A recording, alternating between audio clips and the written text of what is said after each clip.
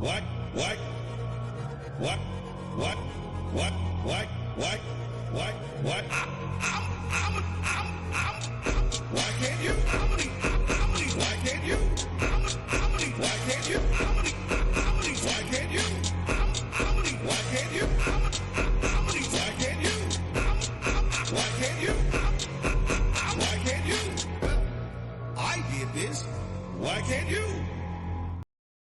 Indeed. What up? What up?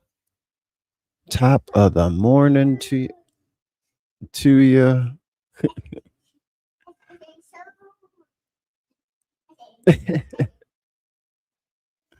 She is going. Okay.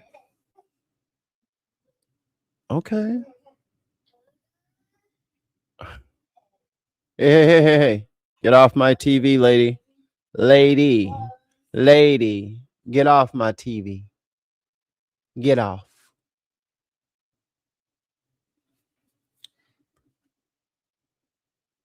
It's like I thought she was like in love with like this guy performing, and I think it's just the screen is dark and she sees herself and she's like, you are so cute. Come here, let me give you a big old hug and a kiss. Like she's just in love with herself at the end of it all.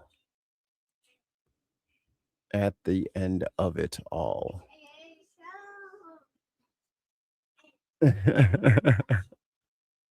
Singing a little heart out. Oof. It's still hot over there, huh? Adams. Hey, person impersonator. Billy. What up? Okay. Oh. Getting everything set up. How's everybody doing?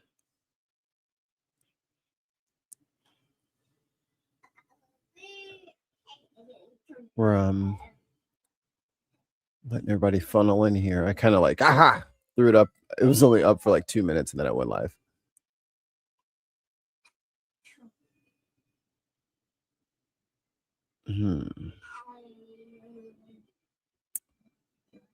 I'll have to watch this later. One of the I think it was one of you guys in here told me about a certain content creator, and let's just say I've been watching her behavior, and like I don't know. Like, so here's the thing. So I don't know how to categorize this. These people, they seem to be left-leaning people, but they always offer such, like, honestly, such moronic advice. You know what I mean? Like they say that they're for the left and they're for this and they do that or whatever, but then they just say such dumb shit. Like, not even dumb shit, like they just, oh, okay, well, maybe you didn't know any better.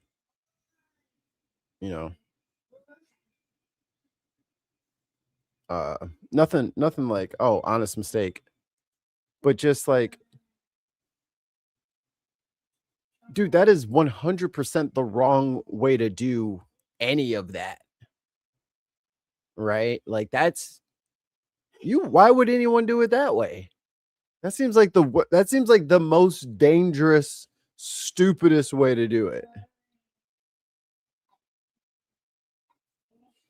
But I don't know. Their stuff, well, their stuff isn't doing as well as it used to. But it's just, I keep my eye on some people, Very strange. Very strange. So what we're going to do today is watch, because I got to catch up on some UK news. So if you guys have some good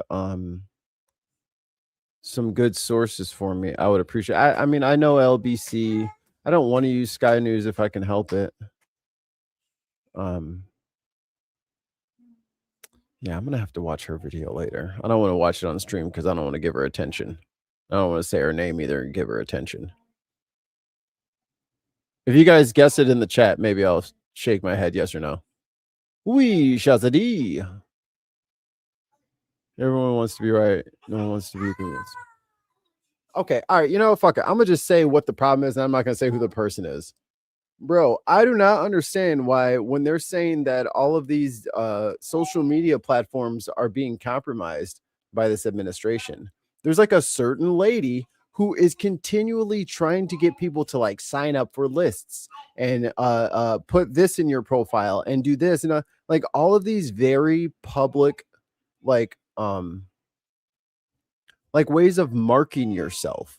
You know what I mean? Like I don't get when people like I get the Clippy thing from my right to repair guy. Like I get that. But I don't understand this continual like hey, paint a target on your face. That's what I'm doing. Let's all paint targets on our faces, okay? That's the cool thing we're going to do is we're going to paint targets on our faces.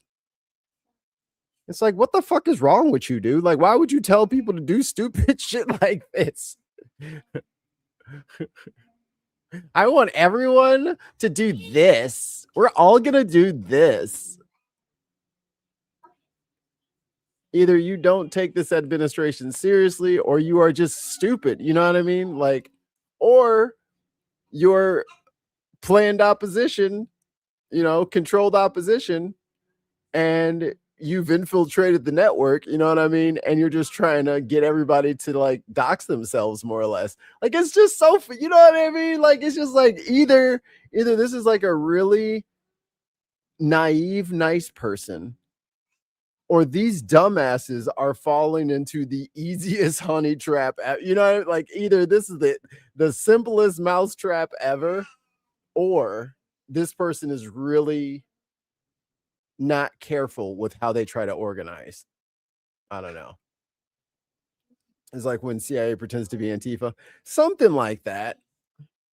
You know, it's just like, oh, let's all publicly, you know, let's all publicly say something, you know, that could or could not be interpreted as maybe even illegal. You know what I mean? And then putting posts out there and getting people to like it. You know what I'm saying? Or hey, leave your email and I'll send you my thing. Like, what are we talking about? This is not careful. This is not exact. So our opinion is like a badge, but I've been merged. Yes, there you go. That's way better. Like a merch is one thing. Hey, what's up? Merch is one thing, but to just be like, hey, everybody, like I don't even want to say it because I'll trigger the bots. But let's say, like I was saying, let's all commit a crime, a specific crime. Who's with me? And then you get people to like the thing. You know what I'm saying? Like, what are you doing? Especially if you know that we're all under like extreme scrutiny right now. And then to like get people to like jump on board with saying something illegal. It's just dumb, right? Or it's either dumb or it's a trap. That's how I see it. It's either dumb or a trap. Is he lying or is he stupid? Put in your votes now. Oh, where is it? I can never find that. Because Tim names everything all crazy. All right, let's see. It can only good happen. That's not it. That's not it. In the hell? So I'm saying. Because he names it like whatever he thinks like the catchiest part of the bit is. And I just say like the first letters, you know, like a transcript. I can't find it. I have no idea. Tell me about it. So fucking fuck. Over here. I don't know where he put it. He stole it from me. I don't know. Hi, new peoples. And if you're new around here, hi, I'm Mikey, one half of the headliners. Tim is taking a bit of a sabbatical. We ran our poor little Tim into the ground, and he just had a birthday. So he's taken a little bit of time to himself. So I will be your captain. Hey. Look at me. Look at me. I'm the captain now. So today, instead of doing some food stuff, since I do have a bunch of amazing UK people in the audience, I need to... Mikey, please stay away from bodies of water. Apparently, it is a crime to touch water in the U.S. Anyway, we are about to be a 7th hour, 7 p.m. in 10 years. Jesus. So what happened 10 years ago? Anyone? Oh, Brexit. I know that one. Brexit happened, and Brexit was it was the UK, right? Just not just England, but the UK left the European Union to go it alone, and they were going to make better deals by themselves, and it turned into a giant fiasco, which is still not fixed. And I said almost 10 years ago that you should just jump right back in, get back in that shit immediately. A second referendum, risk it again. And it was like, no. And I was like, okay. Sorry I asked. Brexit. Because we thought we had the effing empires. I know. And the thing is, like, I think Trump's worse because he's not only like amexiting us, it's like he's going to other people's pool parties and peeing in their pool. Like, he's already peed in our pool and no one's even bothering to get in the water anymore. He's spoiled the fun. But now he's going to other people's pools. Like, I have a very serious mug today.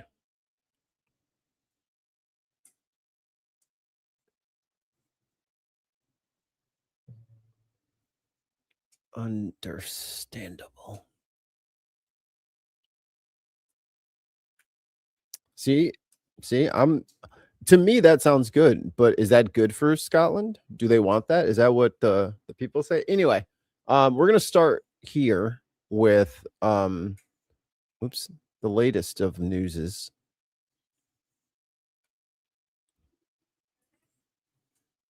Hello, where did it go? Oh, there we go. Playlist, not history. My history is very boring. My algorithm is fucking trash. It's just fucking bad news after bad news after bad news.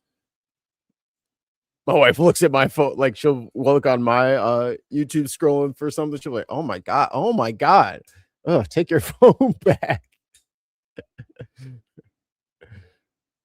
I get unfortunately, all the tragedies on my phone.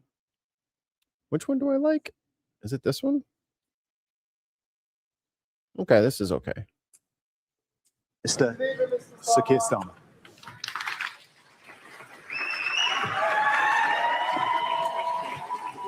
Don't cheer him now. Okay, so hold on. First of all, he's announcing that he's resigning. Now, someone explain the process of this to me. Because here, shit, I don't even know what happens here. Vice president, if he resigns. Yeah, I think Nixon. Yeah, when Nixon resigned, the VP took. So what happens for you guys? Like when the prime minister resigns, who is the next person? Do you have like a deputy prime minister? Like, who is the next person? Apparently Rupert's side presented a diary in the divorce hearings. Uh-oh. Cheers from staff and friends. Oh, let me go back up. I missed something. Rupert Murdoch divorced Wendy Dang, and she was having an affair with Tony Blair. Oh, visited Brexit. Oh, and Trump. Oh, God. Just drama on top of a bad fucking decision. He's resigning as leader of the Labour Party. Ah, okay. He stays as acting PM until a new Labour Party. Okay. Well, that makes sense. So how does that, what triggers that mechanism? So does he just like know that people just don't like him and he's like, they're going to get rid of me, so I'm just going to leave anyway? Or, well, I guess I could listen to a statement. I guess that part I can't do for myself.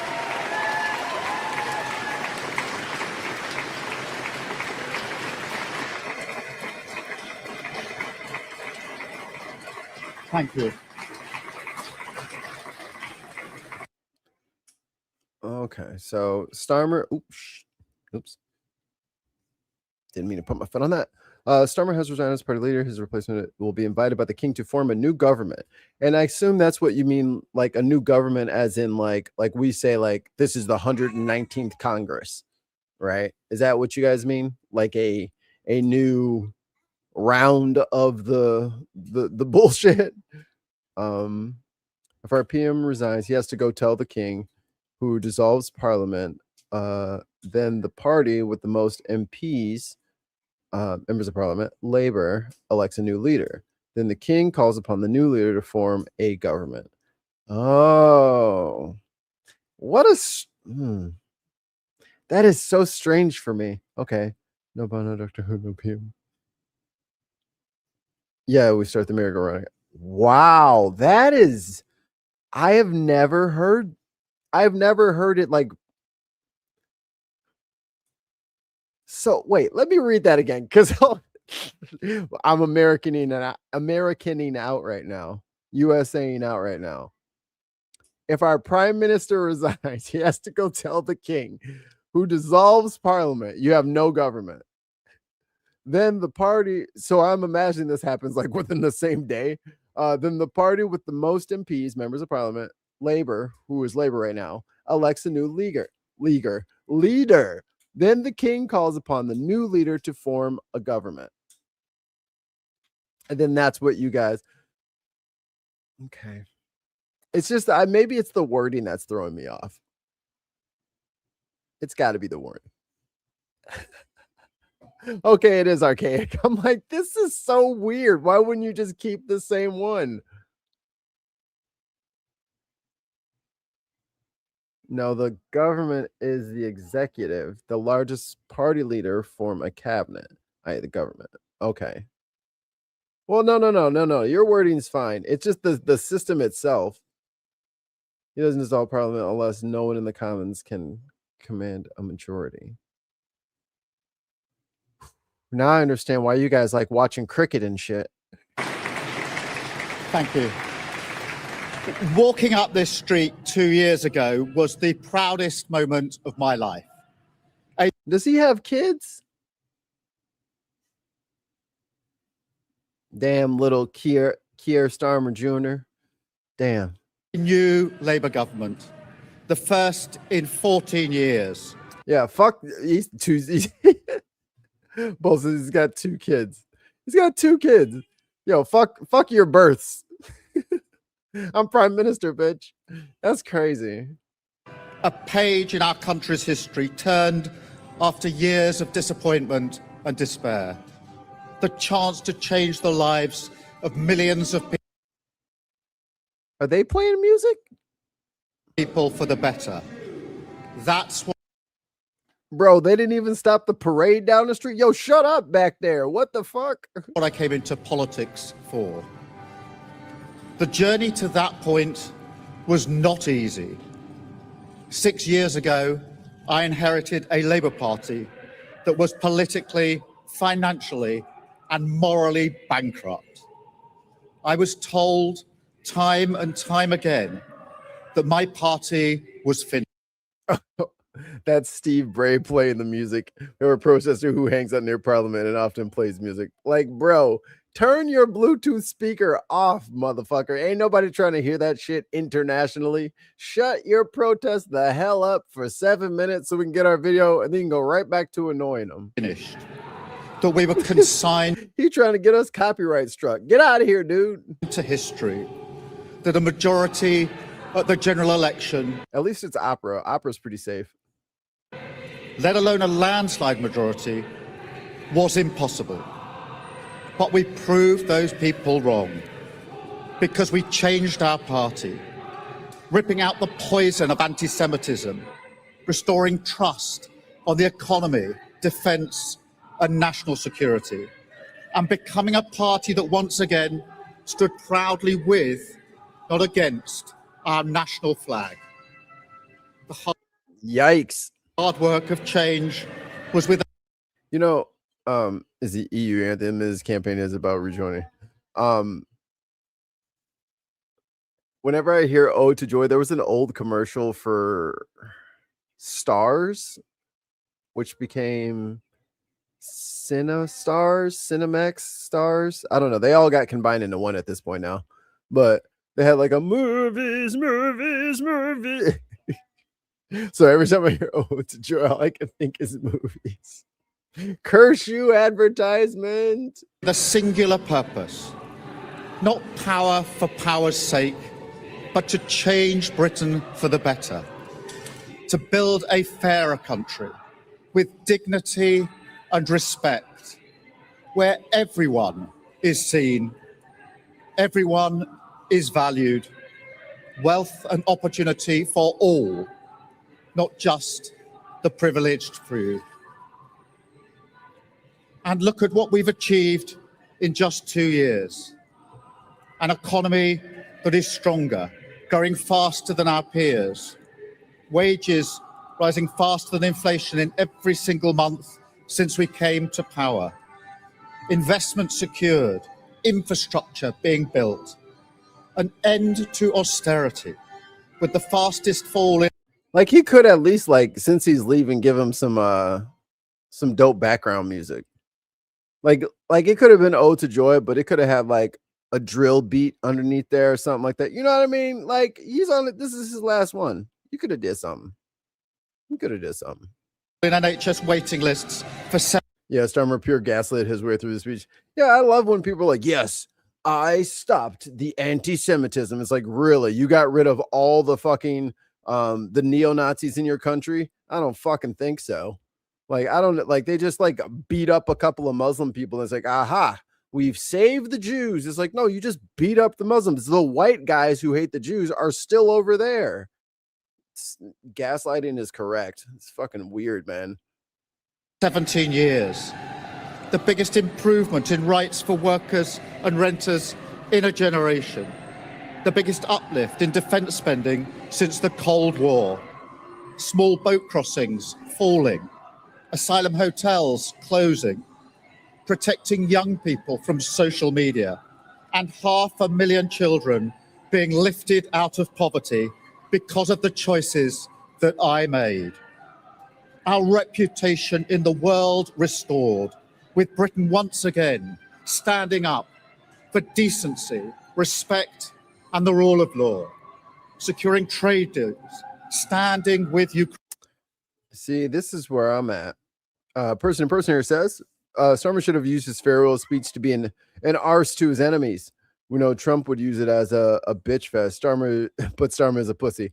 100%, and that's his fucking problem.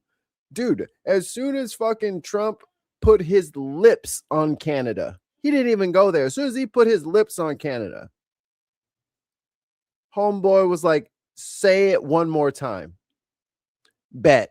Pull that American shit off the shelves and do not make me have to put out a law to do it. I need every shop owner, pull that shit off the shelf now. And if you can't pull it off the shelf because of a contract, all of you Canadian citizens, spin the motherfucking bottle around. Don't you buy that shit. As soon as America got aggressive with Canada, Canada said, fuck you back. And this little lap poodle decided he was going to be a good little Yorkie and only bark when asked to. And now look at you. Saying your farewells at 10 Downing Street. Ukraine, standing up for our values and rebuilding our relationship with our allies in Europe. Change promised by a Labour government. Change fought for by a Labour government. Change delivered by a Labour government. But I know the question being asked now is not who was best placed to change the Labour Party, to take us into power, and to begin the vital work of improving lives for millions of people. Those questions have been answered. Y'all don't have a noise ordinance in London? That's crazy. The question my party is asking now is whether I am best placed to lead us into the next general election. I have heard the answer of my parliamentary party to that question, and I accept that. I'm a keep listening to him give his statement or whatever, y'all in the side chat, let me know why he's really leaving or why you think he's really Answer resigning. With good grace. Every decision I've taken has been about putting the country I love first. That is why I will resign as leader of the Labour Party. I have spoken to His Majesty the King this morning to inform him of my decision. I will ask the National Executive Committee of the Labour Party to set out a timetable with nominations opening on the 9th of July and completed by the summer recess. When is the summer recess? In the case of a contest, this will ensure a new leader is in place before Parliament returns in September. I will remain in post as Prime Minister. Okay, but that doesn't give me any details. I need to know, like, tell me, like, what happened. You know what I mean? Like, unfortunately, I used to pay a lot more attention to your guys' politics, but as soon as he got in, I'm not going to front. I was like, they're fine. And I just turned my brain off. So that was like, what, 2 years? I really haven't been paying attention. So, like, okay, he didn't do what? What was he supposed to do and what didn't he accomplish? Because Andy Burnham is there and peace out an alternative. Okay. Until the contest is complete. And I will do everything I can to ensure an orderly handover of power. I will also give my successor my full and unequivocal support, knowing that they will inherit a Britain that is far stronger and fairer than the one I inherited 2 years ago, better prepared for the challenges ahead, and better able to ensure the Labour Party secures a second term in office. Okay, PI thinks I think he is resigning because he knows his stalking horse, Burnham, is way more popular than him, and Burnham just got elected as an MP, so he could challenge Starmer for leadership any day. Okay, so stop, baby, stop. Jeez. Turn this keyboard off. Stop. She's trying to F5 me. Give me this.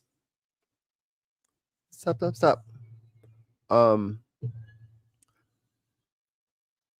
Okay. Follow-up question. How easy is it if you are the majority party, let's say you're Labor, how easy is it to just switch from Keir Starmer to somebody else? Is it just like a vote inside the party? Do the people have a say? How does that work?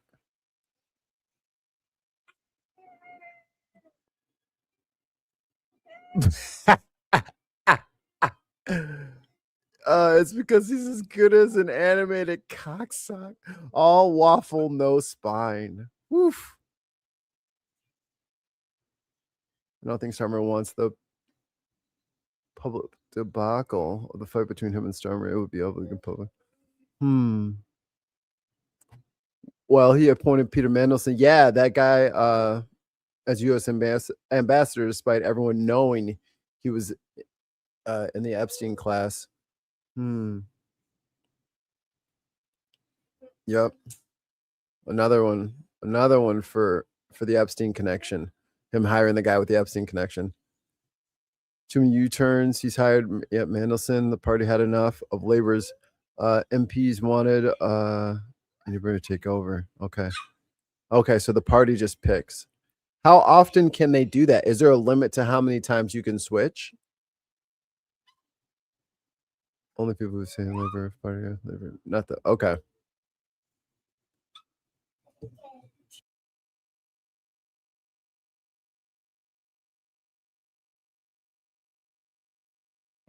I lost our mind. Challenge has to get to the support of 25% of Parliament. If he's not, hey, ma'am, will you knock it off? You watch your show. Why are you messing my lighting up? Leave the blinds the way they are. Thank you. Why you got to look out that window? There's a window open over there. Get down off the couch, lazy bum, and go look out the other window. Bye-bye. Thank you very much. You know, she always trying to tell me how to do stuff. She said, it needs more light in here. Just going to start pulling stuff open. What you doing? I'm trying to look cool right now. Damn. Not even tall yet. Sit down. Thank you. Depends on the party leadership. They need at least 81 MPs support to create a leadership election. Okay. It goes to the membership if the MPs don't. Oh. I want to thank all of those friends and colleagues who have been at my side for these past 6 years or so, for their incredible commitment, service, and support. I want to thank the brilliant Number 10 staff and our country's extraordinary civil service who dedicate their lives to public service. And when I leave the biggest job in the country, I shall spend more time. Also last week, our defense minister quit, who had been a supporter of Starmer, so it was all going tits up from the... On the most important job, being the best husband I can to my fantastic wife, Vic, who has been a rock by my side through good times and bad, and being the best dad I can to my beautiful children, who are my pride and my joy. Thank you very much. And you know what? His farewell speech tells me everything about how he governed. No grievances. He just said I protected the status quo, and that is good for the status quo. And you know what? That's enough. Like, what the no, motherfucker, that is not enough. And maybe that's just like a fundamental gap in the understanding of the political class, is they think that like, oh, I ran a good campaign and then I got in office and then I did a bunch of nothing, and I did that nothing for a long time, so that makes me a good politician. Like, brother, you're there to fix shit. If you're not there to fucking crack eggs open, put eggs in bowl, add flour, whisk, like, you know what I'm saying? You're supposed to be in there doing shit, right? Supposed to be moving around. It's supposed to be some smoke, supposed to be some arguments, some fire, some clanging of some pots and pans. You're making some shit. Or you're just out in the dining room shining fucking silverware. You know? People don't want a fucking silverware shiner right now. They need cooks. They need chefs. They need potato peelers. Regular fucking people doing the regular fucking work. That's what we need. So if you're just going to fucking float around shining, polishing silverware, no one gives a shit. Ooh. Hey. I got my first ever Lego set today. My daughter got me Hey for my birthday. Someone loves Hey. I like Hey because he's his scream is très magnifique. He hates trans people too. Oh man, fuck this guy. You know, I'm so sick of fucking transphobes hiding out in regular people's skin. Put your transphobe hat on and get the fuck out of here, Starmer. Next, get him out of here. Starmer's not a politician, and that was the fundamental issue. Well, then why did he get picked?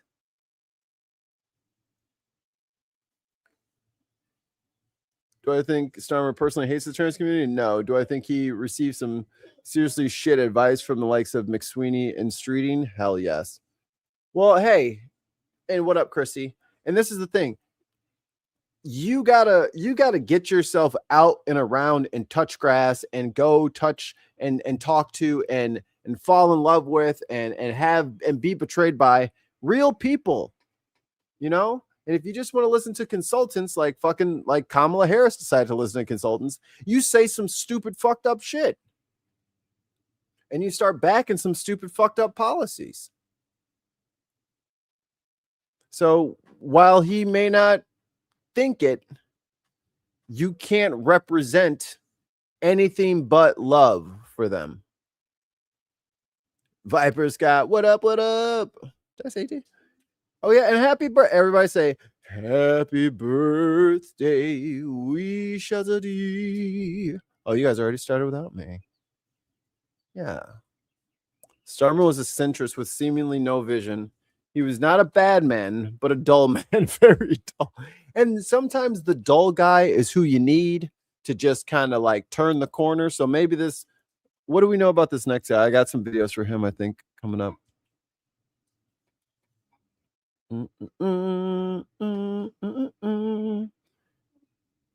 He was the anti-Corbyn candidate in April 2020, but he was the human rights lawyer, so not very good at telling stories.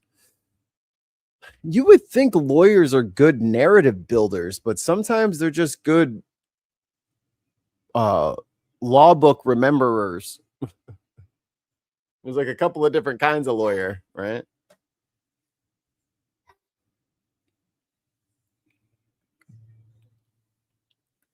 You know, Burnham is looking at moving a good chunk of government from London to Manchester, and the Toffs are losing their goddamn minds. So what's this Burnham? Let's see. Let me see what I can find out about this Burnham guy. Burn him? Gladly.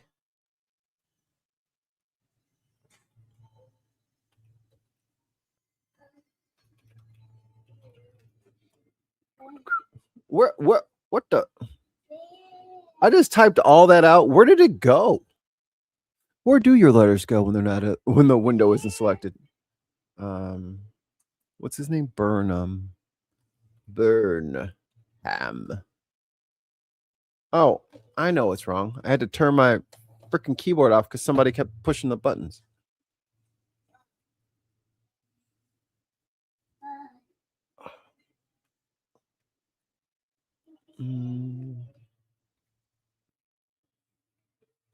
There we go.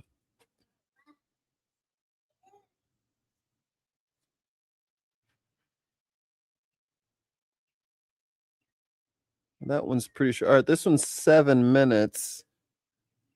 Okay, here's the NBC from a couple of days ago. Kingdom Prime Minister Keir Starmer has announced he is resigning. It comes after weeks of pressure from ministers and lawmakers calling on him to step down. Here is some of what he had to say outside Downing Street a little earlier this morning. The question my party is asking now is whether I am best placed to lead us into the next general election. I have heard the answer of my parliamentary party to that question, and I accept that answer with good grace. And then he pulled a Joe Biden, and then a cold skeleton hand came up from the grave and said, "I'm not leaving." Okay, last annoying question. So what happens if everybody doesn't want him to leave? Like everybody wants him to leave, but he decides, no, I'm staying. Like, how do they get rid of him? Like, if he doesn't, can they force him to resign? Can he be removed? Because U.S. lawyers, our lawyers tend to stick to the facts and are not performative acting. Well, yeah. I'd suggest. Let's see. Let me go up a little bit. Up a little bit.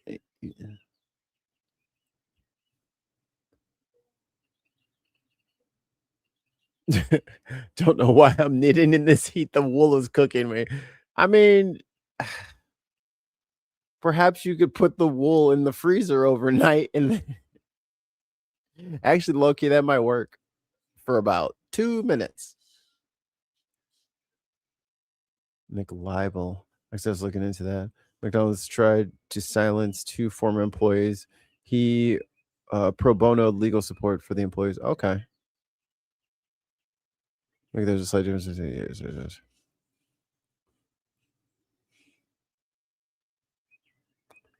will be the devolved parliament that Manchester, north of England, said no to.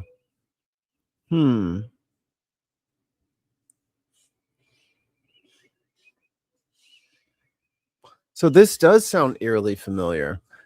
Chrissy says, I honestly believe that if Starmer didn't have Reeves as chancellor, he wouldn't have gotten to this point. Reeves stuck to the previous Tory fiscal rules. And that's exactly what fucking Biden did. Fucking Trump put in his fucking original tax cuts, which was like $750 billion or something like that, almost $1 trillion. So he wrote that Trump put that in, and then Joe Biden didn't even get rid of it. He didn't repeal them. He's like, I'll just let them rock for the whole part of my presidency too. And then Trump came in and said, all right, cool. Those are expiring. Let me just go ahead and big, beautiful bill this bitch. Ugh. Yeah. He sounds like the fucking worst. The more I learn about Keir Starmer, the less I like. Oh. Oh. Ooh, I have a vote of no confidence in the chancellor. You have a no confidence. So how many people for no confidence to get him out? Or is that just the party again? And if there's a no confidence vote, can I get one of my people in if I'm a Tory or a Green? Right? Like if the Labor Party has no confidence in their person, can the Green person scoot in? Or is that only in the regular election?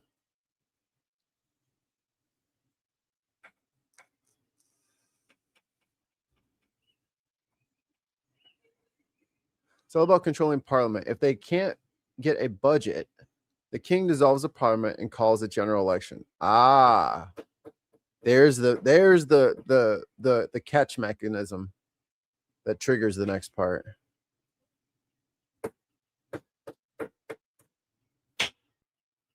Yeah. CRs are not really used. Well, in recent history, they've been used a lot more, but we typically didn't used to do that either. Salutations, brother. What up? What up? Majority of MPs.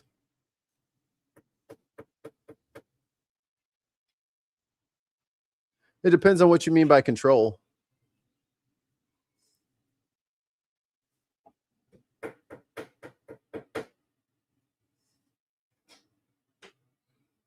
Okay, just the parliament votes. Okay. Well, no cards can be called by any MP. Oh, it's to get leadership, and that's good. And I think that's something like, because I'm kind of like, I don't want to do the thing like at my old school we used to do that. Like I'm not trying to do that. I'm just trying to draw some parallels, because like in thinking of what this place needs to be shifted away from.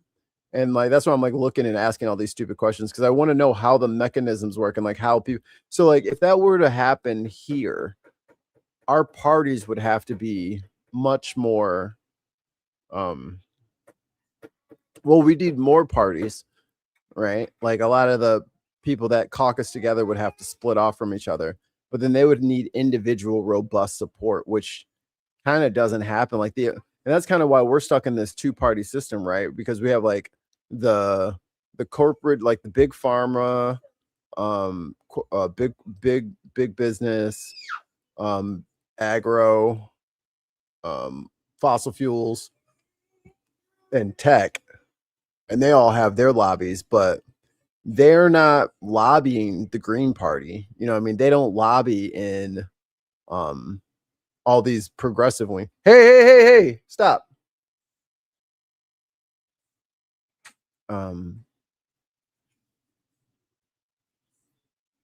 Yeah, there's no, and that's what's like not, ringing the pity bell here. It's there's not a lot of money in progressive politics, but that's just because we do not stand with the corporatists, right? We do not stand for private equity, but that's what a lot of the parties count on as the bedrock for their funding for their campaigns and everything else, which is another reason why we need fucking money out of politics, because this is what happens. Like we should and could have a multi-party system, much like you guys have, but there's just so much money involved now. There's so much commerce trading hands, and but like, so there's too many Tom Holmans running around here with fucking paper bags filled with cash. And fucking Clarence Thomas going on trips and shit like that. There's too much. There's so much corruption in the system as it stands. It is a small wonder that shows like this and shows like it are even allowed to get out, because it's right in everybody's face that they're just paying for fucking politicians. It's just right in their face. And then we put the shit online, and then we tell everybody about like how much money people are taking. They're just like, well, yeah, but what is your guy taking? And then now that we have candidates that are not taking anything, the whole dynamic is getting fucked up. And now both sides are panicking. Like, you're not even fucking kidding, dude. Like, it's bad. Like, this is whole. And now they're doing this other thing with a recent Supreme Court case. I think it wasn't a Supreme Court. It was a federal court case. It was in Delaware, I think. And they have allowed corporations. No, not corporations. They've allowed landowners to vote. So now all these little fucking shell companies are, renting apartments. And these dudes are getting like, big stacks of ballots. So then when they want a fucking data center in there, and there's like, 50,000 people in the town. I mean, for a local small thing like that, you might only get like 2,000, 3,000 votes total, because people they just don't know. They just literally have no idea what's going on in their own fucking city. But then so the city council meeting comes up, and then the people go up there to vote for it, or there's like a little referendum and people go to vote for it. And the people are outnumbered like 4 or 5 to 1. Data center goes in, even though the whole room was filled with people who all said no to it. There's more votes being cast by people who are business owners or property owners, businesses that are property owners, and they're letting them vote. They're giving them ballots. Unreal. Daily Blase. Darren, do you want to come in? Help me understand some of this. Big virtual oil extraction and bandit. Yep. Hey. Corruption in the U.S. government? I don't believe you. It's impossible. Inconceivable. Yes. And I love that idea. That they should just be branded like a sports team. Yeah, dude. Just fucking slap the fucking Walmart. Just put it right up there. Or fucking Tesla.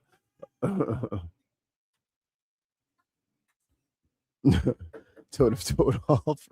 It is none of anyone's business what he does with the £5 million bribe. Gift.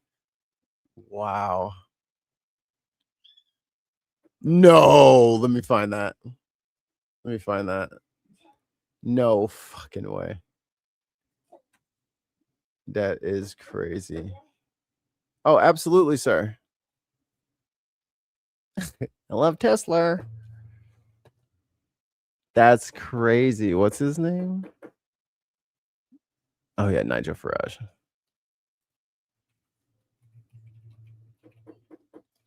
Let's see. Oh, I've got to ask you. Oh, not old red-faced. A question about this £5 million gift from this crypto billionaire. You know better than most politicians how LBC works. I'm getting comments as you and I are speaking. This man needs to tell us, what has he done with the £5 million? Get him to be truthful. Nigel Farage, please, what has happened to this £5 million gift? With all due respect, what's it got to do with you? Well, because it speaks to... Wow. Y'all should be thankful that you have people like Nigel Farage around. You should be thankful. Why? Very simply, because when they are arrogant about their corruption, they are easier to nail to the wall. Let him be as loud and as proud as he wants to be. Let him encourage him to be braggadocious in his acts.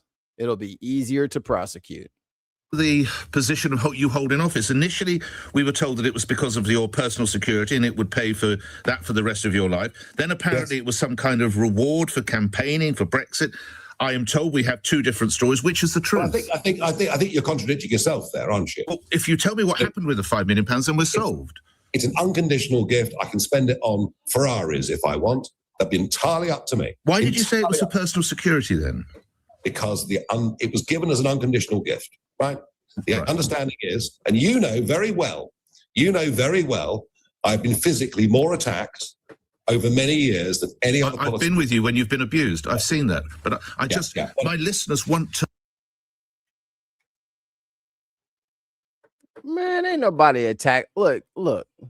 If he got attacked, he would have got attacked. Okay.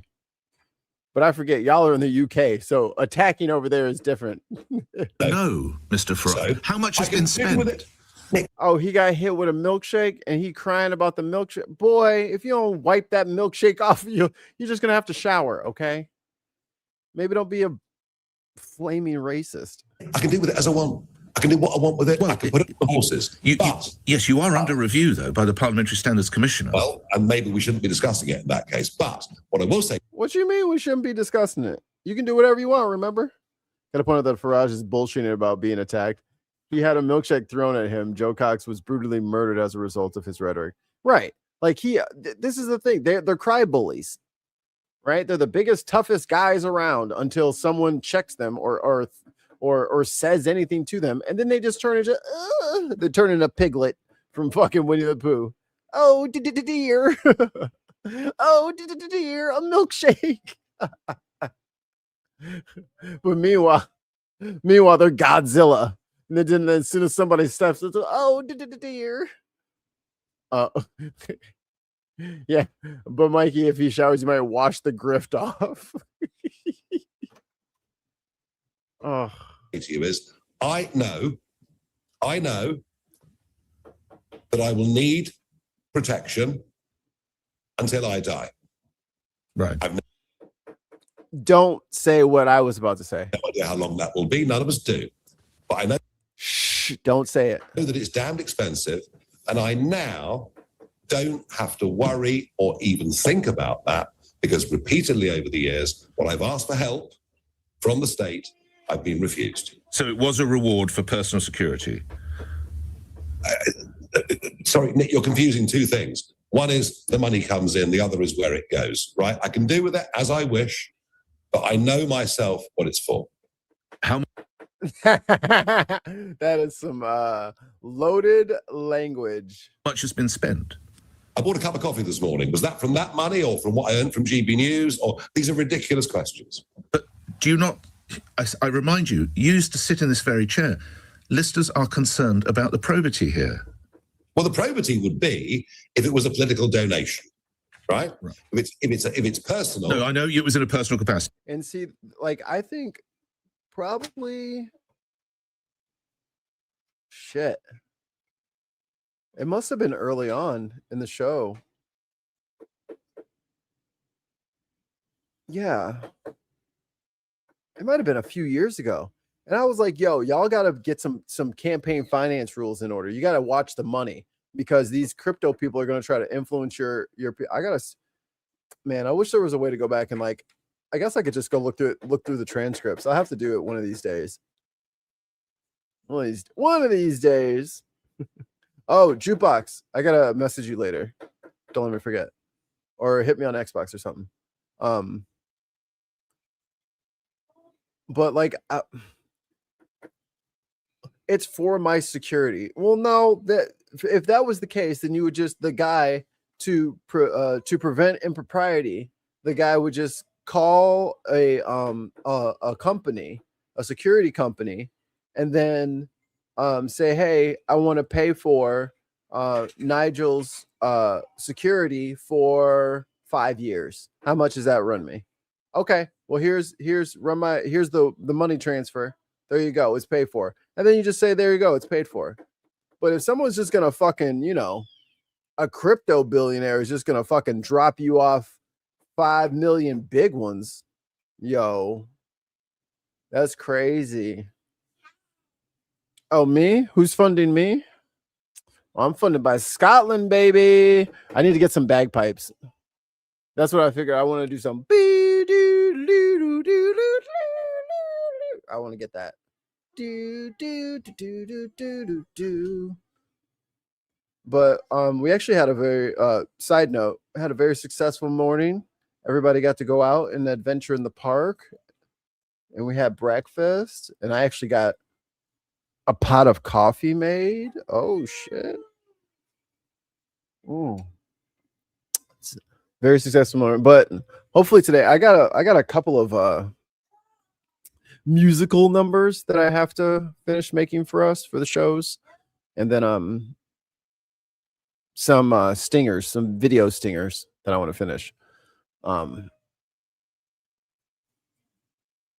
right, let me see what else he's got to say here. I want to make plain you were not an MP when funds were received. Exactly. Has it, as some newspapers have suggested, been used to purchase property? No. I mean, and look, they can lie all they like. As I say, if I'm seen buying a round of drinks in a pub, they will say it came from that. It's irrelevant. So just lastly, it's not border property. It's not done renovations on property. It will only ever be spent because of the campaigning you did, which resulted in the vote 10 years ago today. You have concerns over your personal security for the rest of your days. I do, and as for the property thing, that was completed. That was agreed, and the money was checked well before. But look, Nick, but as I say, this is ridiculous because you can ask me this for the next 10 years. You know, as I say, you bought a round of drinks. Where did that money come from? It isn't like that, is it? Well, no, but I mean, if you just came out and said, you're saying now that Yeah, because he's almost, Nigel's almost Barbara Streisanding this thing. If he would have just came out and said, yeah, he gave me $5 million and I actually gave that to a contractor, I don't want to say which one, and I paid for the security.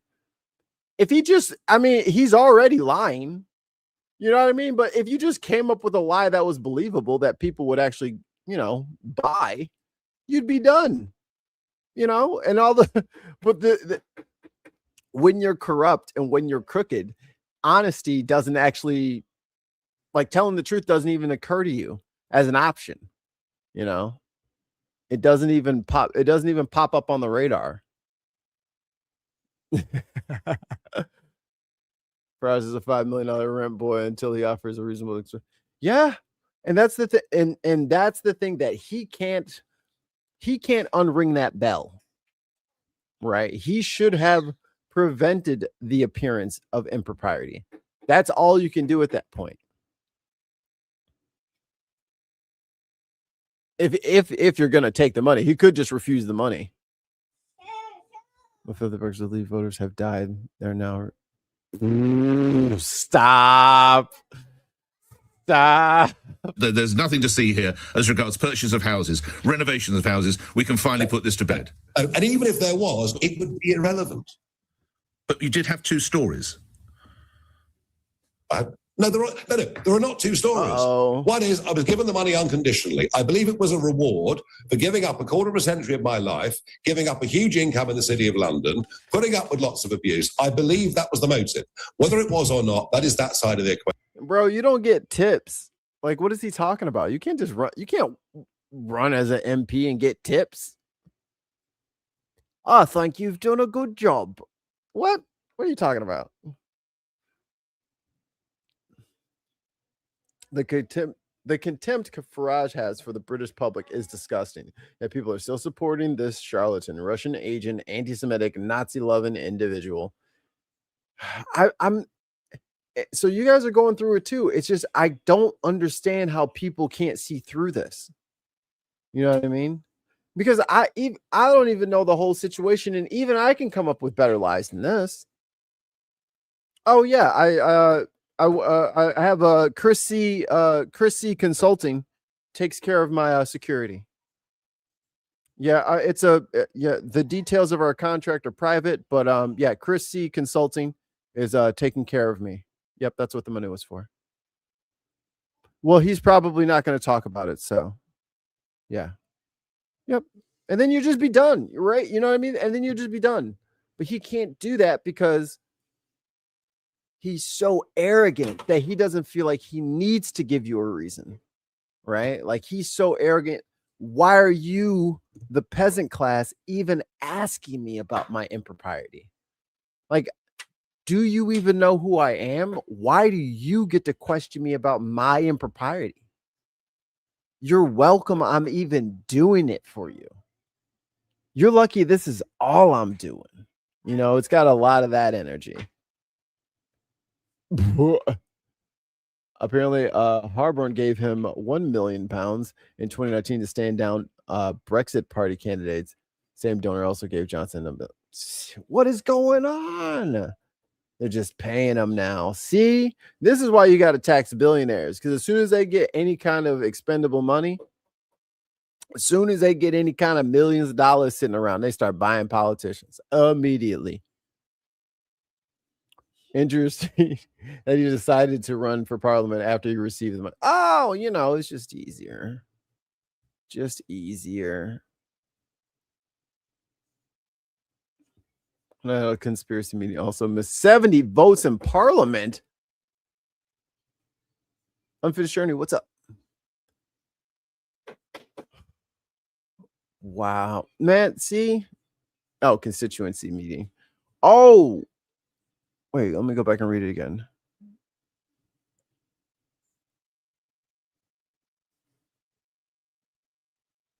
Wow, so he hasn't talked to his own people. And where's his district? It's somewhere north, right?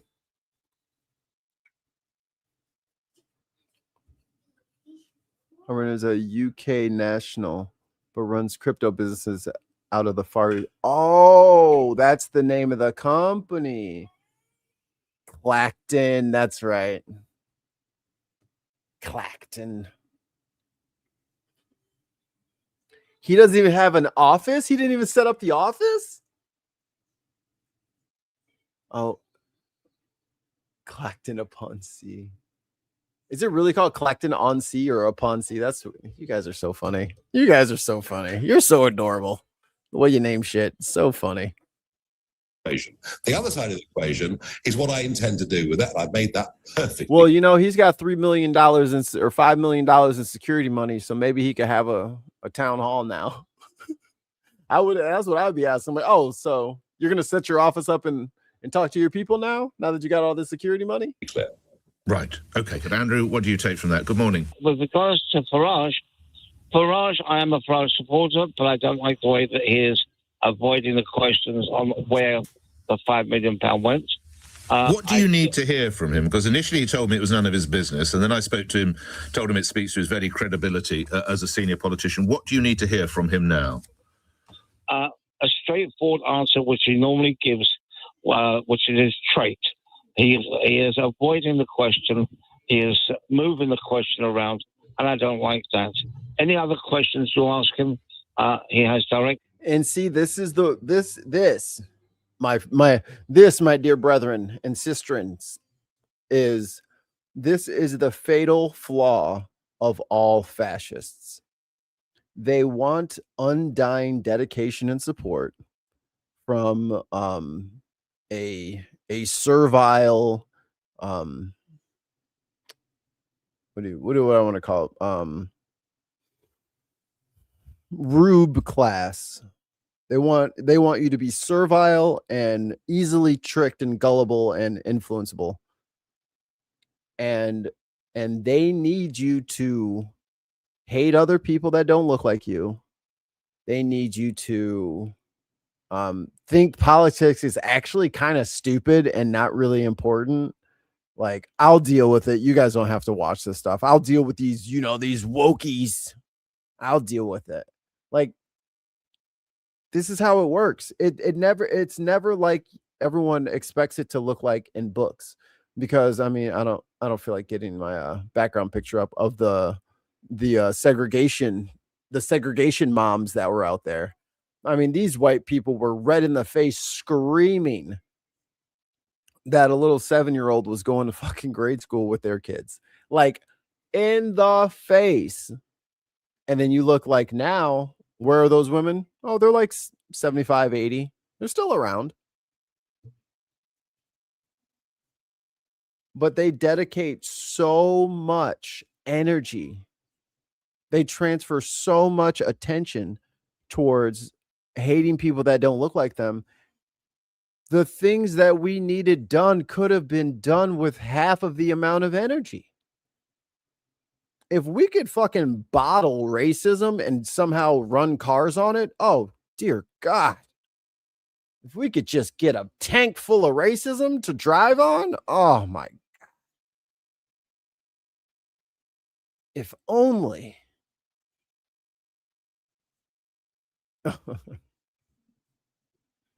If only. But as long as they can keep people pissed off and as long as they can keep people, you know, and now that the South African space Karen, now that he's encouraging everybody to do all of the most basal, nasty shit that they can think of online, it's a perfect recipe. Answers for except that. Andrew. Oh yeah, and the last point I was trying to make. It's fine if you want to convince people into that mindset and you want them to be these white nationalists, white supremacists, xenophobic, anti-Islamic, anti-Semite, all this shit. They'll do it for a while, but then at the end of the day, the gummy bears that you've been feeding them stop tasting as sweet, and then they want something else. Then they want steak, and steak is material changes to their everyday living condition. You know, the stuff that they want regular food. They want the post office to work and the hospital to work and the roads to work and all that. But they are so servile and they've been so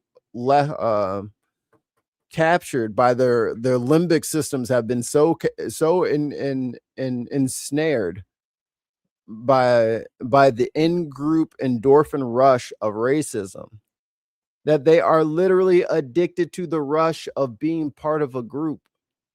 So much so addicted are they that they are willing to sacrifice the future of their kids, their current, erasing the past. They will give up anything to feel good about themselves. Even if they're bad people. Doesn't matter. Doesn't matter if we're bad. We feel good. And as long as we can keep opiating the masses, I wish everyone would get actual opiates as opposed to just racism as an opiate, because that's whacker to me. I think I see something. Let me get that ready. Oh, switch. There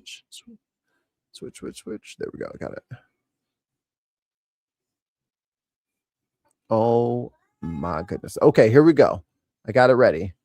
I'm over here clicking furiously. I don't have my desk in front of me. It's to my side. What's going on here? Oh, what'd I do? There we go. Uh-oh.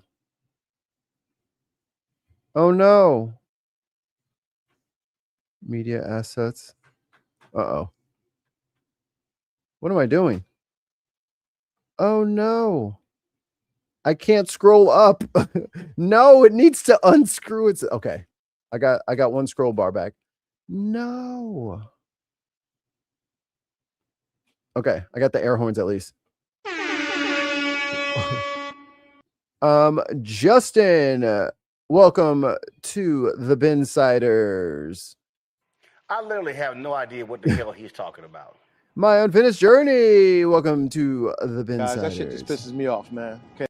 Real Diego Alejandro, welcome to the Binsiders. I did this. Why can't you? Sebastian, welcome to the Insiders. Fucking thing sucks. Pash Windtime, welcome to the Insiders. We'll do it live. Fuck it. Neil the 604 ADS. Hey, buddy. Welcome to the I'll Insiders. write it and we'll do it live. What does that say? Meditate more. Broke my ass. I love Tesla. Welcome to the Binsiders. Tide goes in, tide goes out. You can't explain that. Veggie, or was that veg pie? And it can only good happen. There we go. Robert Platinum, Yellow Melon. I'm out of buttons. And Yellow Melon, welcome. You guys are all bin siders. Thank you, Viper Scott. Bagpipes. Insert bagpipe sound effect in post here. Timestamp now. I need a little clacker. Thank you very much for your continued generosity. And you guys check out some of the old videos, check out some of the members only stuff. If you'd like to become a member yourself, or you want to gift out some memberships, do it. The button's right there. You can do it. I believe in you. I believe in you. I switched back over, and this was the first one up. The first one up. I found out another side story. I found out one of my legal people that I watch on YouTube. She left, dude. She left the country. I think she's in Ireland now. But it might be a different island for me and mine. We might have to get out of here. It depends. Because at the end of the day, as much as I want, at the end of the day, Kira deserves somewhere to grow up. So while the fight here is important, she does not have to suffer. She should not have to suffer while that fight is taking place. Oh, breaking news. Trump accused of showing complete indifference to Americans' living costs after canceling House bill signing. Yeah, this is the problem. And this is the problem with Farage and all the rest of them. You must give treats. Racism cannot be the only treat. Because they've been doing racism on their own forever. And you can't say, okay, now you can be even more racist. Like, dude, they've already hit peak racism. And even still, how much racism does it take for me to fill up my gas tank? It doesn't work. So fuck the racism for 15 minutes. I need the gas prices to come down. I could do that later. I could have gummy bears as a snack later. I don't want to eat them for breakfast, lunch, and dinner. Breakfast, lunch, and dinner. They're going to require that you actually do your fucking job eventually. You can't just keep scamming them into hating other people so that you can just keep stealing everything. It only works for so long. And newsflash to all the billionaires, the time is just about up planet wide. Everyone's about sick of this shit. Stop, baby.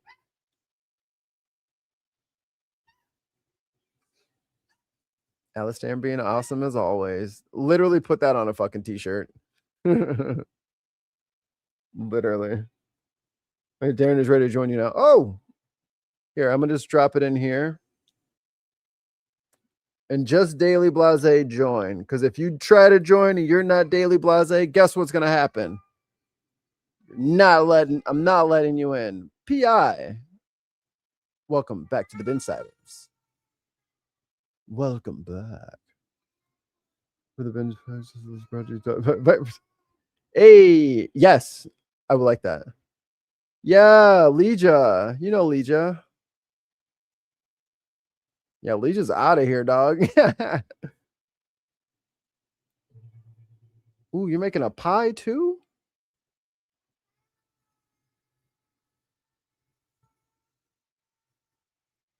Good job, baby. She was singing.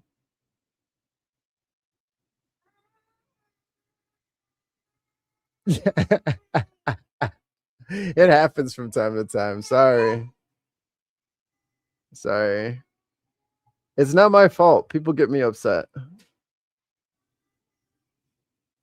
And it upsets me also that people don't clearly see the trap in front of them. Okay. Let me get this started again. Thank you for your view on the two men. Ian in Waterloo. Ian, your take on either one of the two, whoever you want to go for first. Good morning. Damn. She always got a backup plan. I don't got that. I mean, I would, if I had family in Luxembourg, but as long as Daily Blase is not here, you know what I'm saying? Because that Darren guy just fucking could. Hey. Oh, Hello, hey, my buddy. friend. How are you doing?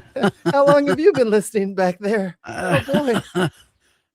Well, I was just in my downstairs studio, doing whatever I was doing, and then when he asked me to come, I thought, oh shit, because like in the room I've got the side door which is outside. We've got my wife and my eldest lad, you know, basically enjoying the sun, and basically I was just you could say just thought, oh, you want me to come? I'll just take all my stuff upstairs in my bedroom where and so get it all sorted. So I'm not going to disturb my wife and my eldest outside.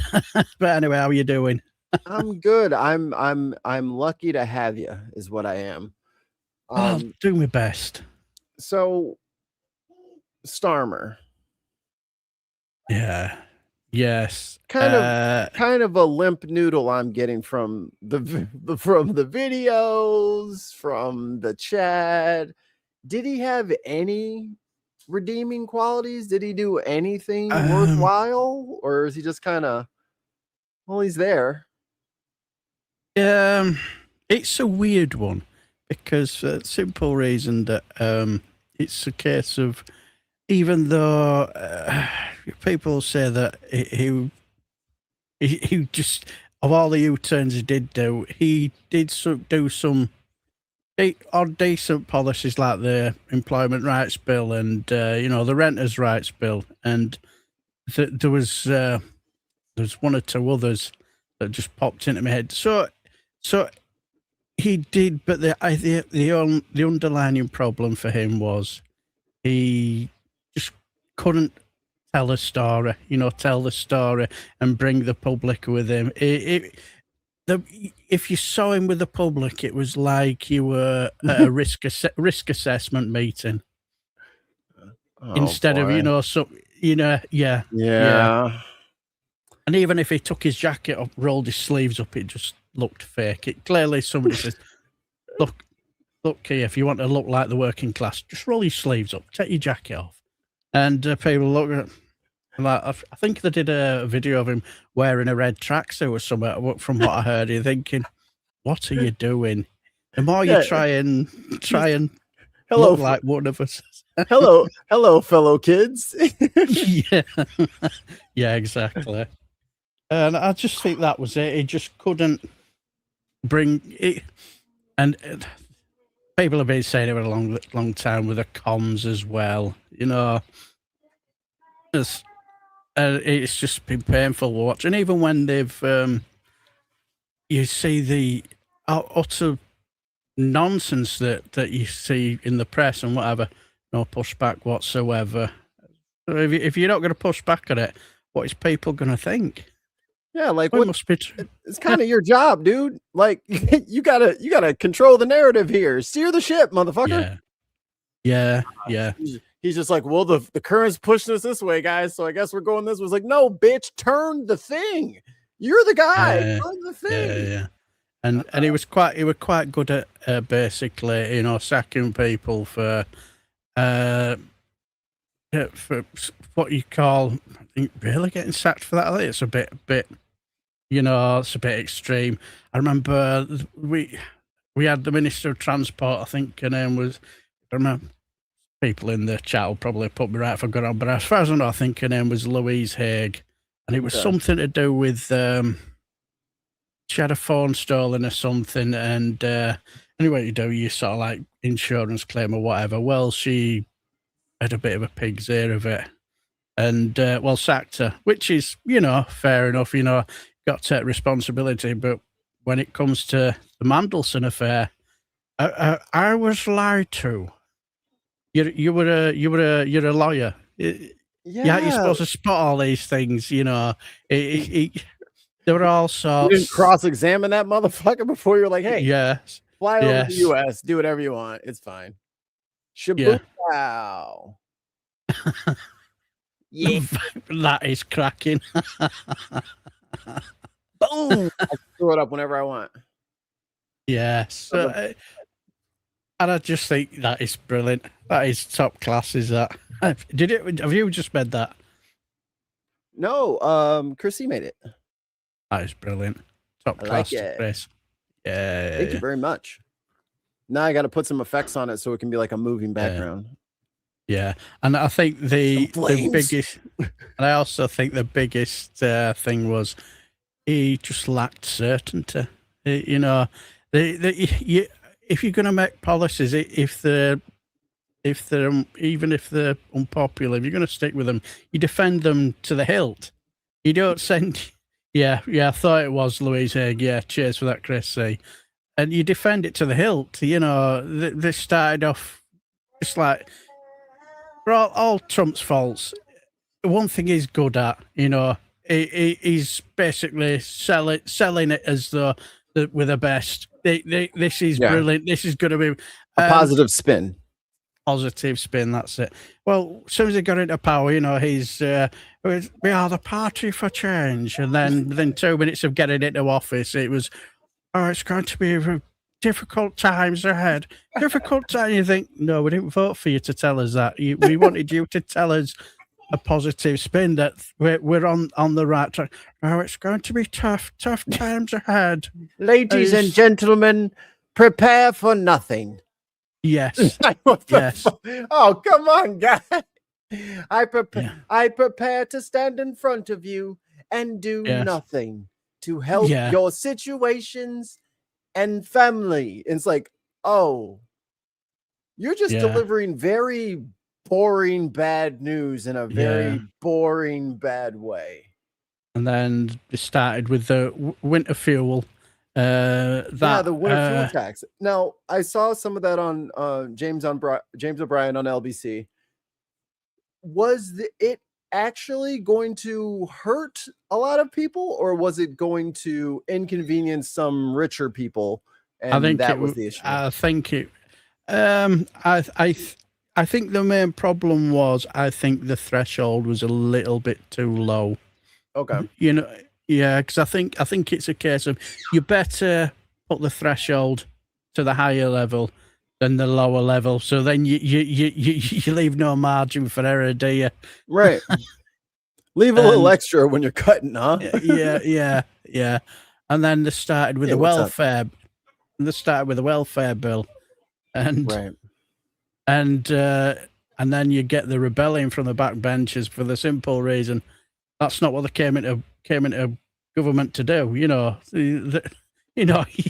as somebody who's been in the welfare situation since I had to give up work since my spinal operation, and they try and paint this nonsense that it's if you've got a slight headache, here's some money for you. You know, just go have a lie down. That's how the Tories and Reform trying to paint you. Have you tried taking a nap on an entire bed of money? Well, let's try that.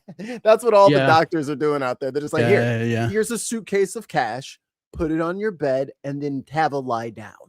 But I don't think the sick people would be still complaining if that was the case. Yeah. But Doc put me right. See, and that's the thing. They've always been talking about the welfare bill, but they never. If I would have been him, I'd have because Kemi Badenoch, she always talks about it. Cut the welfare bill. I'd just shut her down and say, so you basically want to attack the pensioners, those pensioners who vote for you, because the pensions is over 50% of the welfare bill, right? So all it is, it's shut her down straight away. So are we going to get rid of the triple lock as well and all that? And I think a lot of the times he just didn't play the political game whatsoever. He just seems to view it as a public service. I'm doing my public duty to the nation, and that's all it is, really. And people want more. Like he's kind of like Data from Next Generation. But less lovable. Like Data had a warmth to him. Maybe it's the yellow skin. I don't know. Maybe it's the jaundice contacts that Brent Spiner would wear. But I felt like I kind of liked Data. Yeah. Starmer It's is like- exactly the same thing, but he's like a Data with no personality. Yeah. It's like, and some of the biggest load of baloney that you've ever heard. Did you hear the latest one that apparently that his house and car, I think his previous house and car that he had got firebombed, apparently by very unhappy Ukrainian rent boys because he didn't pay a bill. Not the Yobs. They sent the Yobs over there. Apparently, The angry Yobs. Apparently, it was all over Twitter misinformation that he's been in the vices of using Ukrainian rent boys, and you're thinking of all the people that you would have thought would get embroiled in something like that. The last person it would be Keir Starmer. I think the only adventurous he's ever done is read an autobiography of Margaret Thatcher while having a nice sherry at the side. Well, one time he ate his dessert before his entree. Yes. One time, the other scandal was he ate it after 8 mint at 7:30. He didn't care about what happened the next day. No, the rebel in him. He won't be stopped. No. He kind of communicate with this Ukrainian rent boys. It'd have been funny if he said, yes, I've been purchasing the uses of rent boys. What are you going to do about it? They're well worth their money. He's Nigel Farage and said, frankly, it's none of your business what I do with my Yes, reports. yeah, exactly. And so I forget what's the name of the payments. Like like we would call it like Social Security or like disability payments. Yeah. But you guys have a different and then he made cuts to the payments for disabled people. Well, he was going to. He was trying to, but due to the rebellion from his backbenchers, because I think it's that was the difference between the backbenchers. They've gone into the Labour Party to help the working class and the vulnerable, and having a leader that said, yes, we need to cut the welfare by £5 billion. Jesus. They're not going to swallow it. They weren't going to swallow it. And he had a massive rebellion on his hand, massive toing and throwing, till in the end up he U-turned. And that was his problem. You could tell straight away he didn't have a plan, because if you are certain, if you have certainty, you defend your policies to the death, no matter what. At least try. At least give it a good, make them tell you no. That's the least you can do, is at least try to push something that you know damn well is not going to go. Like, all right, they're going to have to fucking tell me no, because I'm trying it. Fuck it. I am trying it this time. And then, and I think I don't understand people. Like, that is the only thing that politicians have to do. Who cares if you fail? Fix one thing and just let everybody be mad at you because you did it. But once it's fixed, it's fixed. And then you'll just be, beaten over the head slightly, but then you'll be loved afterwards. And it was clearly obvious that the people who were, advising him clearly were just as politically dumb as he was. Because it's like, if you're gonna have people who are advising you to tell you to attack the poor and the elderly, something is clearly, you are clearly politically brain dead. And it just basically went from there. So how does one become prime minister? So if you become an MP and I'm in the Labour Party, I just have to more or less win a popularity contest between them? There'll be a leadership challenge, as far as I remember, and with the members, and they will vote on who the members will, who the leader will be, and that's judging by from what I'm seeing, it's just going to be. I'll just get my notes. Andy Burnham. That's it. Let me get a long scroll. Just Yes. and then you go Kind of reminds all the way to the bottom. Andy Burnham. Yes. Kind of reminds me of that. I don't know if you've ever heard of that series Blackadder. They do episodes with Rowan Mr. Atkinson. Bean? Mr. Bean, yes, where they come here. Chief Executioner. We've made a list of the Chief Executioner. Lord Blackadder. Bagger. Yeah. There is something about British comedy that if you're an American and you can't appreciate a decent Mr. Bean, Rowan Atkinson, 15 minutes short of him not talking and just doing physical, you haven't lived. Yeah. You haven't lived. Yeah. That's proper belly laughs right there. Yeah. See, the thing is, I grew up watching Blackadders. I thought they were so brilliant. I just thought they were so funny. Well, I remember growing up to Blackadder too. His name is Zazu to me. Yeah. Because that was my first ever scene of Mr. Atkinson, was him as the little bird from Lion King. That was and now it's John Stewart or John Oliver. Yeah. His name is not John Oliver. It's Zazu Jr.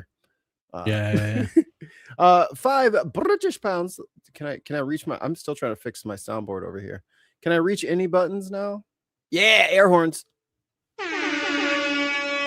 The two-child cap Labor MPs lost the whip for voting with the SNP. What's the SNP? Yeah, Scottish National Party. Yeah. Say that right at the start of the Labor government. Yeah. To be fair, is a two-child cap. It wasn't in the manifesto, as far as I remember, which is fair enough. Because my MP, he's a Labour MP. And I got a letter when it came to him. And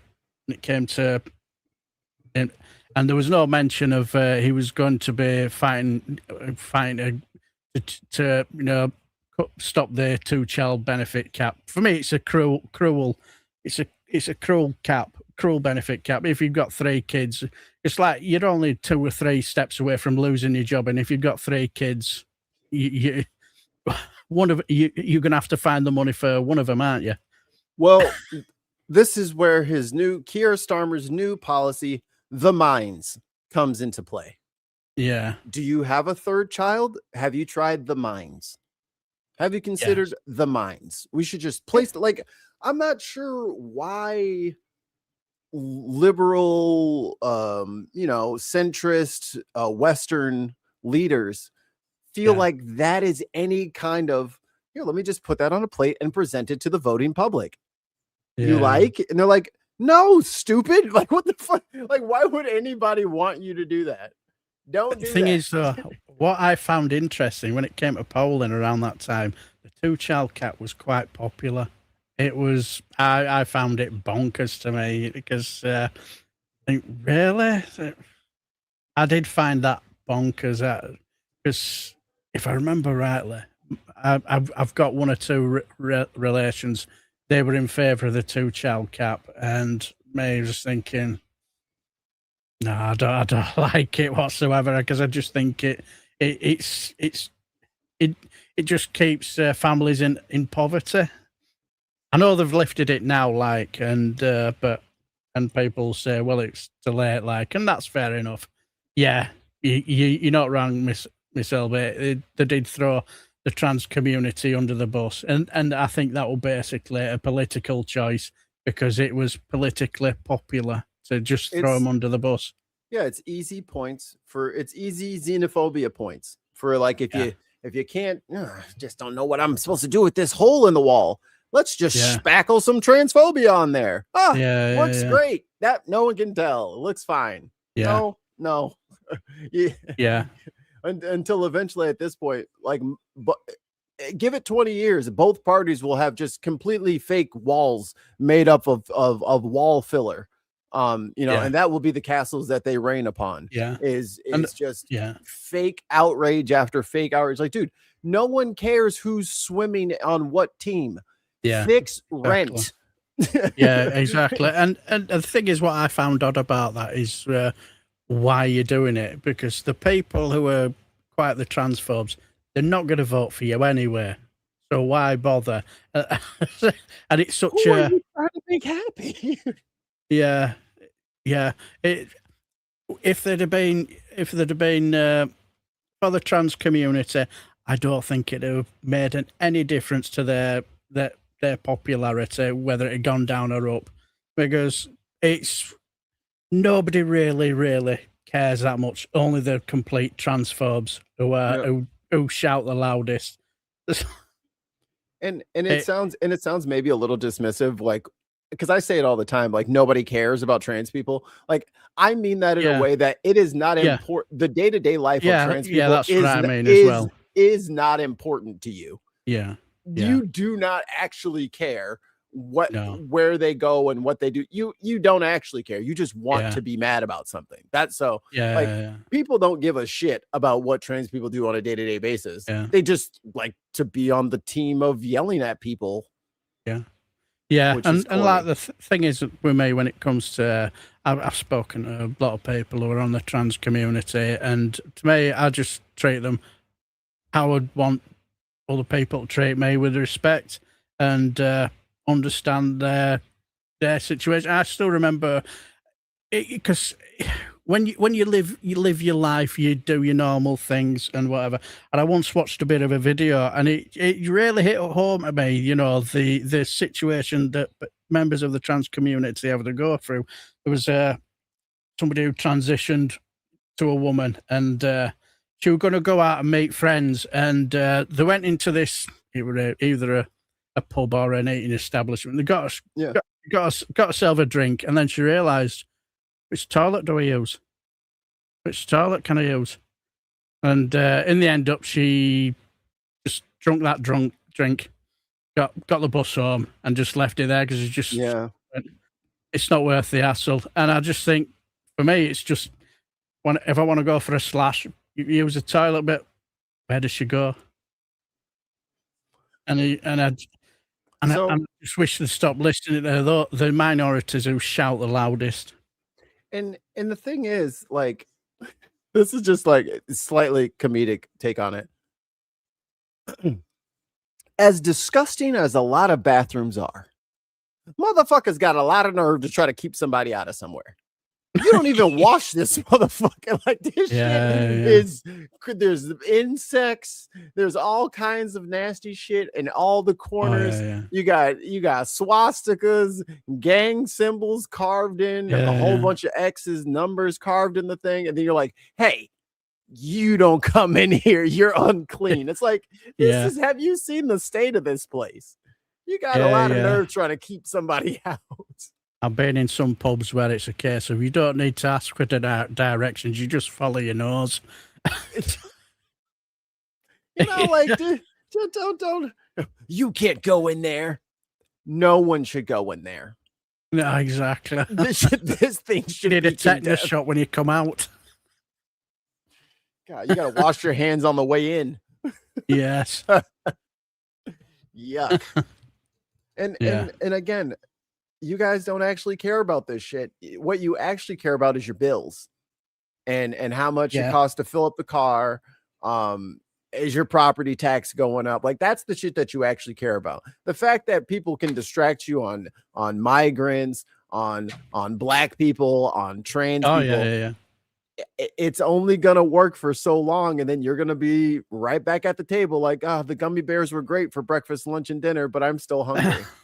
I know, because you haven't eaten any food. You haven't actually gotten anything that you actually need to survive. You've just gotten snacks.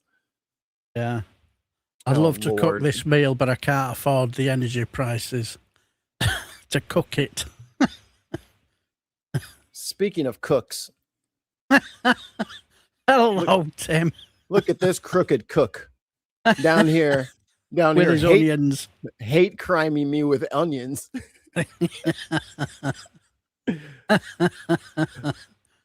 Yeah, get him, Billy. Yeah, hit him with the taters.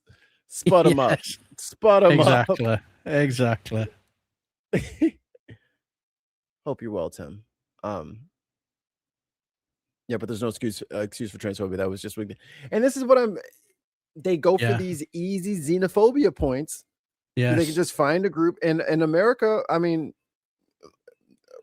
black racism aside, like right after 9/11, there was Sikh people. Sikh people are Indian, you inbred racist pieces of shit. So there was no need. They were beating the shit out of these poor Indian fellows who are just minding their own business, not doing anything. Yeah. And people are stupid and they just say, aha, a turban, that means Arab. It's like, God, not only are you racist, but you're stupid as fuck. Oh yeah. Not even, you can't even racist properly. Oh yeah. Like it just kind of reminded me of the time when it came to the murder of that Henry Novak lad who was murdered by a Sikh. But the thing is, what I found interesting, you know, when it comes to people like Tommy Robinson, you go on there, you see these marches, and they're full of people from the Sikh community, and they're joining them basically because of their own Islamophobia. Now the finger was being pointed at them, and it sat like that Martin Niemöller speech, quoting it. First they came for the communists, but I didn't care because I'm not a communist. And then they came for the socialists, and I didn't care because I'm not a socialist. Yeah. And I listened to a fantastic phone call, and he explained it all perfectly because I asked him, why is there so many Sikhs at these Tommy Robinson? Because they're Islamophobic. That's plain and simple. Now that big bullseye's been pointed at them, and they don't seem so happy now. Well, there was like 3 or 4 black MAGA supporters that tried to go to like Turning Point USA events. Yeah. Deliveries are in the back. Oh, you want to come in? No. Hold on. Let me get on my headset. Yeah. Let me look at my clipboard a whole bunch of times. Yeah. I just don't know. I just don't know if that's gonna happen. I just don't know if that's gonna happen. And they were like, we can't come in. I'm like, it's a whites only party. Like, what are you dumb? They don't want you in there. They like your vote. Thanks, stupid. But now that your vote has been given, go away. Yeah. You did read the dress code? No tan suits. Yeah. There will be no Air Force Ones worn in here. I know it's a presidential event, but we will not have any sneakers worn inside this establishment. But he's wearing these. Shut up, Nick. Person. No, he isn't. Those are dress sneakers. They're different. Yes. Yeah, those are Trump sneakers. And you know, like I think it was maybe DJ Khaled or Fat Joe or one of the New Yorkish East Coast rappers. He's like, I gotta get the shoes. I'm like, you don't have to get them. Like, I know like sneakerheads and it's a culture and it's just like Pokemon cards or baseball cards or whatever. People have collection stamps, coins. People collect shit. I get it.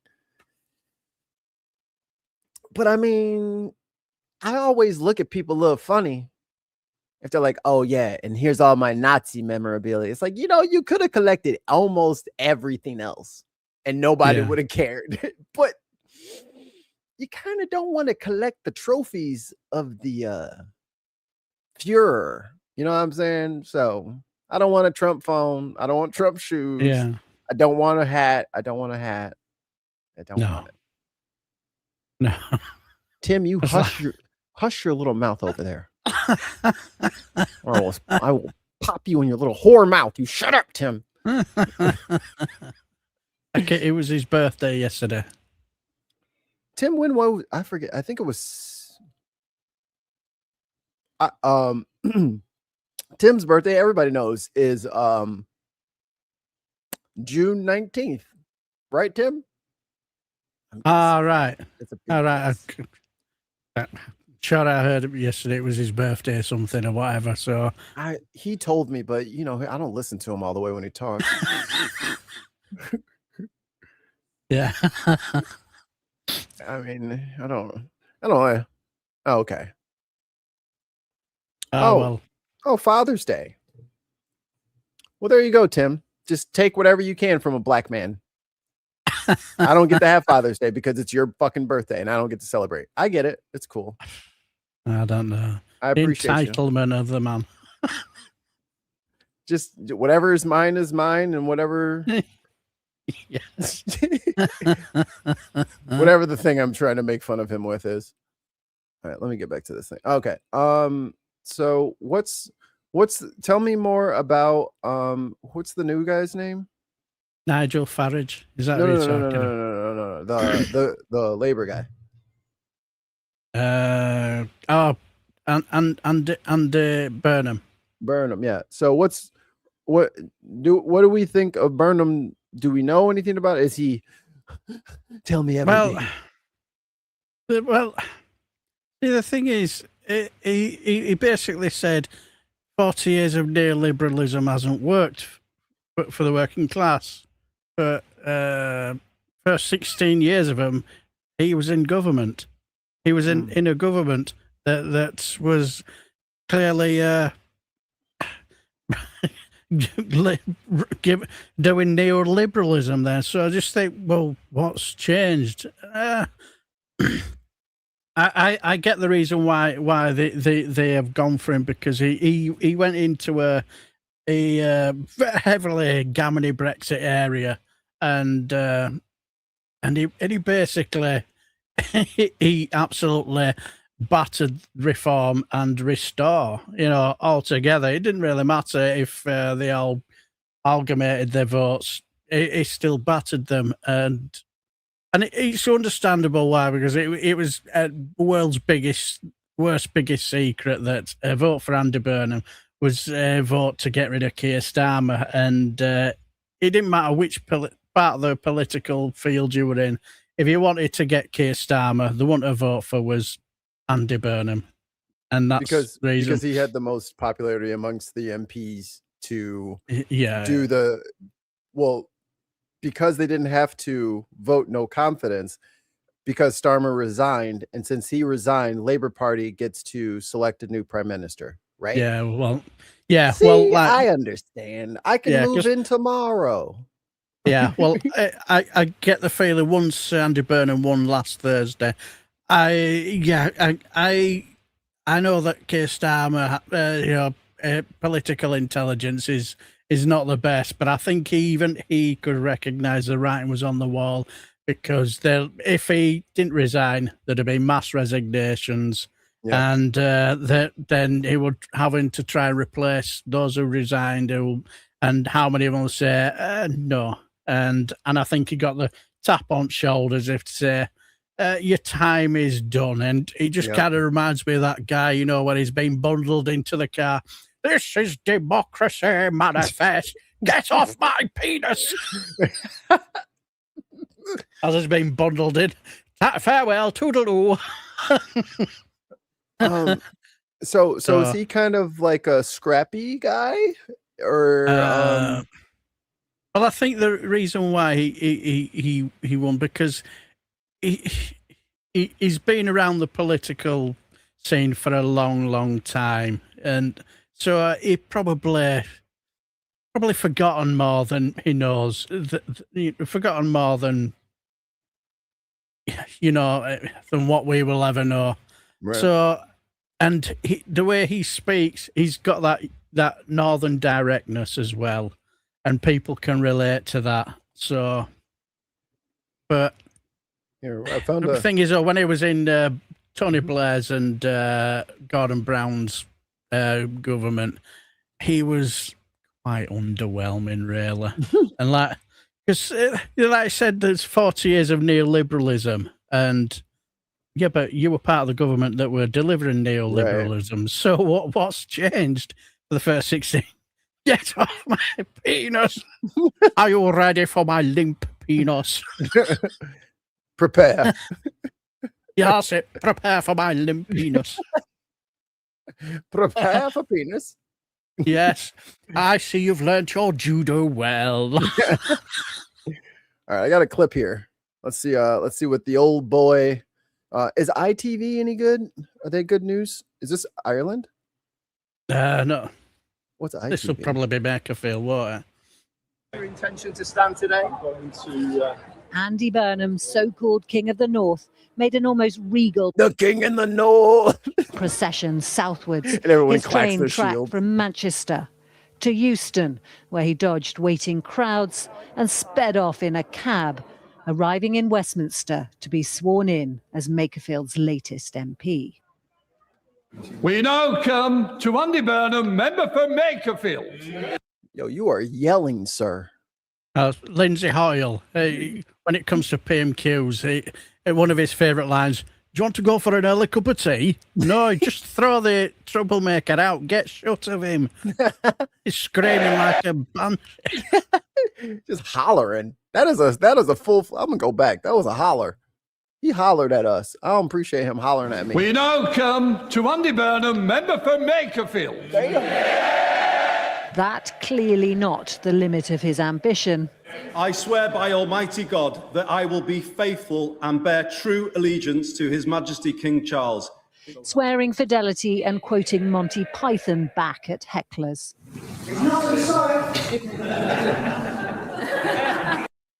Yo, he's doing Monty Python back at him. Hold on now. He might have some juice. He might have some swag. Hold on a second. Naughty boy. One hurdle passed, a second also fell when his biggest rival for leader, Wes Streeting, announced Yes, the man with the most shiniest head and the widest eyes. I've never seen somebody with 0.75 of one lip. Yes. Yes. He's not called Weasel Wes for nothing. I feel like he could squeeze in between like couch cushions like a snake. Like he's got just Yes. a very squeezy little head there. Just Yes. squirm through. he would not be standing, writing, "We could spend the summer exaggerating small differences, or we can roll up our sleeves and help him to deliver the change our party and our country needs. That's the choice I'm making, and I hope that everyone else will back Andy too." Posing with around 200 Labour MPs this afternoon, Oh, wait a minute. That was long-winded words for I don't have the numbers, so I'm not going to stand.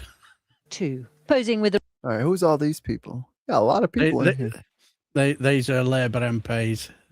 God damn, it's like 3,000 of them. Yeah. around 200 Labour MPs this 200?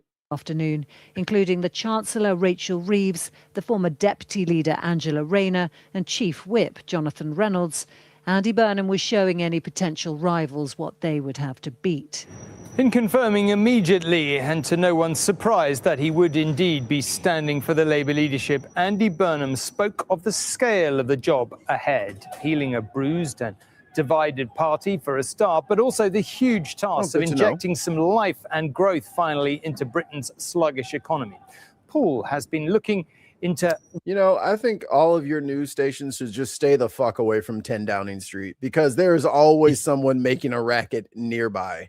Just go a couple of blocks down. Maybe go up in a tower somewhere and just get an aerial shot and just like look down through the window and have it in the background. Because this is stupid. You can't understand any of these fucking reporters. Because up, skiddy up. But like, okay, scat man, shut the hell up back there. We're trying to listen. Jesus. Yeah, it's usually Steve Bray that's doing it. I would be eating cabbage for a week and then standing next to him farting until he stopped.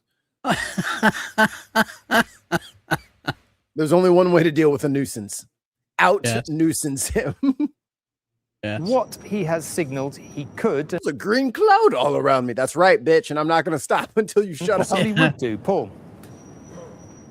Yeah, Tom, Andy Burnham could be Prime Minister within less than a month, and yet we don't know in any detail what he'd actually do differently. His opponents quip that his policy positions have a habit of changing, but these are... Oh, brother. Oh, wait, where's my button? Oh, brother, this guy stinks! Just stop fucking flip-flopping. Just believe in something. Anything. Yeah. The people are begging you to just believe in one thing. Just believe in it. Yes, show some certainty. God. Stupid, stupido! some of his clearest stances, perhaps this his most defining pledge, taking services back under public control. Right, because that was an austerity measure brought on by the Tories, right, to try to privatize everything and get it into the hands of corporations. Yes. Yeah, that's the running dog of capitalism. You could say. I mean, like I see that you guys are like about to go through it, and speaking from the desolate wasteland, this shit sucks. You do not want this. You do not want private everything, because it is it is a nightmare. And come January 1, I think the subsidies are going to be expired. So if they don't do something, everyone's health insurance is going to go up to like $1,200, $1,500, $1,800 a month. It's what he did with the which means they're just going to drop their coverage. The bus network in Manchester, for example, run by private companies, but ultimately controlled by local government. He suggested doing similar for water, energy. Thames Water would be an obvious place to start. It's already at risk of going bust. And in a similar vein, he also wants more social housing, the biggest programme of building since World War II. But Andy Burnham has been repeatedly asked how he'd pay for these policies. Easy, tax the rich. That's what he's going to say, right? Right? We do not have unlimited money in the United States. That's why you just got to tax people more. Yeah, and land tax as well, because you may be able to move money, but you can't move your land, can you? I'm just a poor farmer. I only make $4 million. I can't take it. It's like, yeah. You can, but then they bring up the fucking desolate farmer maggot from fucking Lord of the Rings with his 3 carrots that he fucking grows every year, and he's like, please, I can't take any more tax. It's like, yeah. We're not talking about you. We're talking about Buddy over here who just took out the Lorax. Him's the problem. Yeah. At the start of the year, he said government shouldn't be in hock to the bond markets, but he's since said he would stick to the government's current borrowing rules. He's also said he won't break its pledge. Piss or get off the pot, mate. Yeah. You got to stand for something. Not to raise income tax, VAT, national insurance. Economists say none of this leaves him with a huge amount of room to do anything radical. If the next put a 300% tax on jet fuel. From what I can gather, from what I've been reading, that since he's won Makerfield and people have sort of like been finding out more about him, his popularity scale has gone from +9 to, I think it could be -11. Damn. Yeah. The honeymoon is over. Yes. Chris C with the fact check. Burnham is talking about introducing land value taxes, and the right-wing media have gone off their rockers over it, running scare stories that will hit the working class the most. Yeah. They're going to take your house. They're going to take your house and fill it with immigrants. Yes. Yes. Prime Minister wants to. There's going to be boats all throughout the streets. To raise spending on any item to a significant degree and stick within the government's own fiscal rules. They'll need to either cut other spending or raise taxes. Raising taxes, while possible, was made harder by keeping to the previous manifesto commitment of not raising the main rates of the main. But you don't have to raise it on broke people because they don't pay any taxes anyway. That's not what we're talking about here. It's corporations and billionaires. Yes. They have to chip in more because while they're like, oh, well, if you don't give us all of these treats and all of these delicious tax breaks, then I'll go somewhere else. Well, then we're just going to have to let some people go somewhere else. And then the people that cannot relocate, they're going to have to bear the brunt themselves, but they will also have a lion's share of the market. That's the catch. If you want the market, you have to pay the tax. But they've found a way to just avoid the tax and keep the market. Yeah, just call the bluff, don't they? Well, if you don't like it, you know where the door is. Yeah, go to France. Yeah. Go to Germany. Good luck competing against all their people. Yeah. I didn't think so. Yeah, so sit your little happy ass down, open your wallet, and shut the fuck up. Yeah. Taxes. Well, there are some areas where Andy Burnham has shown an interest in reforming taxes, like social care, for example, arguing in the past to replace inheritance tax with a national care levy. which would cover the cost of looking after people, particularly in old age. He's also talked about bringing in a new land value tax that could replace stamp duty and council tax on homes. It would charge people an annual levy based on the value of their property. One thing we already have that here, so I can't really feel bad for you guys. We already have that, and it sucks. Bowles says, well, the fact Burnham is planning to appoint the former head of labor, friend of Israel, as his chief of staff has certainly made people uneasy. Now is not the time to be fucking, come on, guys. Resolute. We don't want to blow up children. Say it with me, everyone. We do not want to blow up children, and we will not support people who do. This should be easy. Well, these are the easy ones, guys. Yeah. We cannot provide aid to Israel because we have to feed our old people. Sorry. You'll have to try again next month to see if we have any extra coins for you. But as of right now, no. Everyone should be saying no. I have domestic shit I have to pay for. Trump won't do it, but now Israel's fucking up all of his other shit. Now he's about to do it out of spite, which is fine by me. I prefer when he's angry at people I don't like. Yeah. Please attack Netanyahu more. I do enjoy this. Yes. I used to be on the soundboard. I have to dig it out. I was like, they don't know what the fuck they're talking about. Like, he was so mad. I'm like, oh, Israel not listening, huh? Yeah, they do that. Don't think Andy Burnham wants to radically change is the approach to immigration. It might even be that he keeps the Home Secretary, Shabana Mahmood, in her job. He agrees with her approach to stopping small boat crossings. What? Fun fact, Starbucks hasn't paid any corporation taxes in the UK for years. They claim they're not making a profit because they are paying licensing fees that are exactly the amount of profit.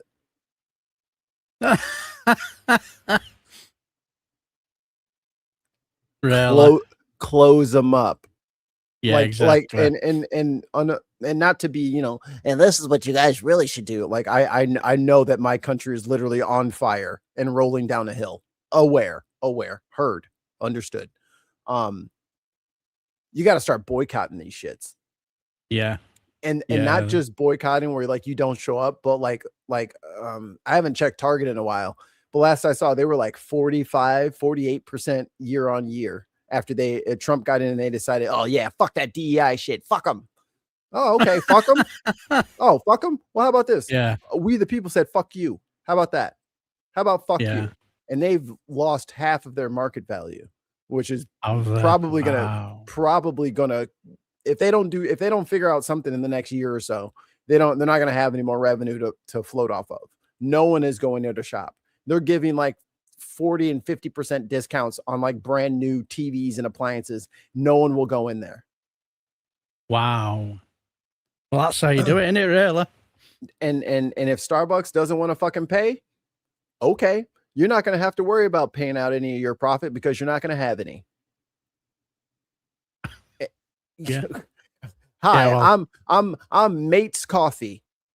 Yeah. This coffee is just for mates, and we pay our fucking taxes. I would just say it. I would just say it right out front. Hey, if you're a local coffee shop, just say my name's Jack. I'm from London, and I pay my taxes. Buy my coffee instead. Yeah. Get aggressive about it. Oh, yeah, I've been doing it for years. I'd rather take a warm flask of Yorkshire tea, and I've been doing it for years. Wherever I've gone. You know what, Darren? You're just the spokesperson we need for this campaign. I'm like the Sean Bean of Yorkshire tea. Like back in the 70s, we'll use a tall southerner. And he'll lull them into a false sense of security. They'll be helpless against him. Yes. We'll send in Darren. They'll have no defenses available. Yes. Strangely, when it comes to Yorkshire tea, they did do an advert with Sean Bean. They're all in this room, and his And he's Togando. doing his massive speech, and he pulls out this massive sword. Do it for Yorkshire. I wonder if I'll get in trouble if I watch that. Maybe I'll watch it on my phone first to see if there's any, because they get you on because they'll have like copyrighted scores or something like that on a commercial, and they'll get you on the score, and it's like, dude, come on, it's an advertisement. I'm advertising. You're welcome. I'm playing an ad for free, and then you get in trouble for it. Yeah, it won't be wise. Fucking hypocrites. Yeah. Yes, game of teas. Yes. T T T T T T T T T Yes. T T T T. Game of tea. I need to watch that tonight. Hopefully this little stinky butt takes a nap. Immigration overall. Andy Burnham has promised change, but it will be tempered by the fact that he hasn't yet been given a mandate for it, at least not from the country at large. Tom. Muttley, Chris says the Muttley here. Yes, but I would scrap that and impose a 40% revenue tax on corporations with it written into law that they cannot pass on that tax to the consumer. And I just don't get why they are so adverse to paying anything. Maybe we should, maybe we should take certain businesses and say you're no longer allowed to have shareholders. Yeah.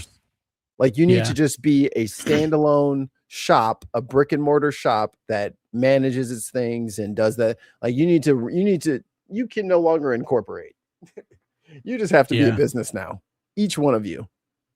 Yeah. There you go. We solved it, guys. No more corporations.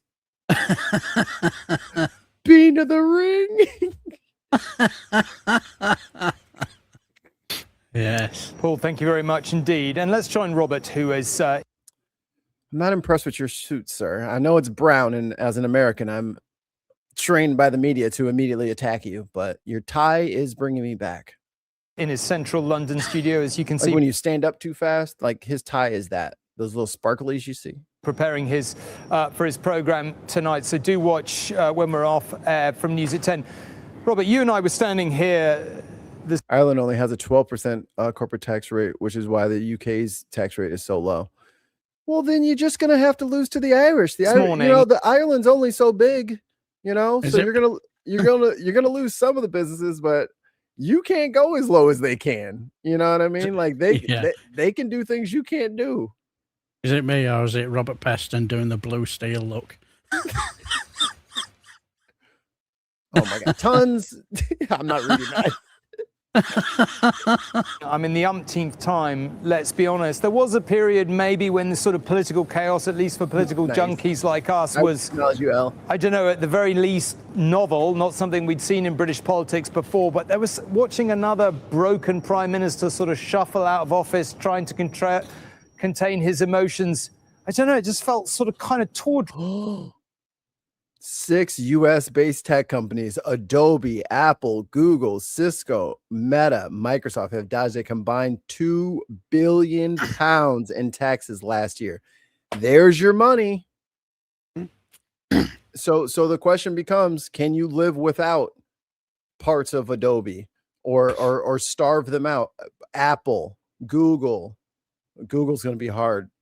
Cisco's going to be hard. Meta for sure you could do. Microsoft, I think Microsoft's about to be in trouble because I think France is going to switch to Linux, and if they do well switching to Linux, then most of Europe is going to switch to Linux too for their government for all of their governmental computers, which is thousands of PCs every year that have to get shipped out, which may not be happening going forward. But yeah, this is where your money is. Yeah, that's where it is. So they need to, they just have to pay. Like that's the end. We're at the end of the rope now. Everybody's broke. There's no other, let's try this and do this as a workaround. We're at the end of the line. The reason we can't afford rent is because these motherfuckers have been spending all the money. That's the end of it. They have to pay. They can't just keep it forever. That's the reason why they're building bunkers, aren't they? Yeah, because they don't want us to come get that money, brother. If you have a little bunker, all I gotta do is put a little water hose in your little bunker and just turn it on. Just wait for it to fill up. You'll come out. Pascal just said, try getting me from Mars then. I'll just be sitting. And here's the thing: I ain't even got to be actually on your property. I could just be out in the street. That water will get to you. It may not get to you the first day, but after about the third or fourth week, your whole property is just a muddy pit. Hope your foundation's not getting weak down there in that heavy ass bunker. Damn, that would suck. Man, look at all this water. Might have to come out. You might have to leave and come do something about it. Yeah. We just go out there and leave their like mailbox flag up. Oh, I don't even know if you guys have that in the UK. Do you guys have that in the UK? Mail flag. So on your mailbox, do you have a little flag that goes up? No, yeah, I know what you mean. No, we just have a letterbox. Have a letterbox on the door. Yes. and if you're a postman, you take your life into your own hands, you know, because like most people have dogs, you know. Put your letter in, you got this dog waiting at the door, ready to tear your fingers off as you're putting them in.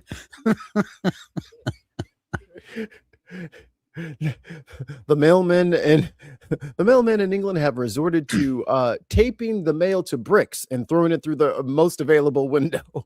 Yes. The Yorkshire Terriers are the worst. They got those little snarly teeth. Yes. Perfect for knuckle grabbing. Yes. Make of that, and what happens next? Look, we've now had sort of 7 prime ministers in just over 10 years. That is if Burnham becomes prime minister at the end of July, which is what looks as though it's going to happen. And that is really bad for Britain, because those 100%. who invest in the country don't have stability when it comes to knowing what the economic outlook is, because every time you get a new prime minister, you get a new approach to managing the economy. Our partners overseas build up relationships with foreign secretaries and prime ministers, and then there's a new one, and that makes actually much harder to get the things we want to do internationally. I mean, there was a time when we boasted to the world that we had possibly the most stable, strongest political system. That's a sort of looks like a bad, our system now looks like a bit of a bad joke. So the question is, are Labour MPs in effectively sacking Keir Starmer, are they now at last going to provide some stability? And I have to say, I think there is a big risk here. You've just heard from Paul that actually, in terms of the big ways in which the economy and like, I don't know this Burnham chap, but if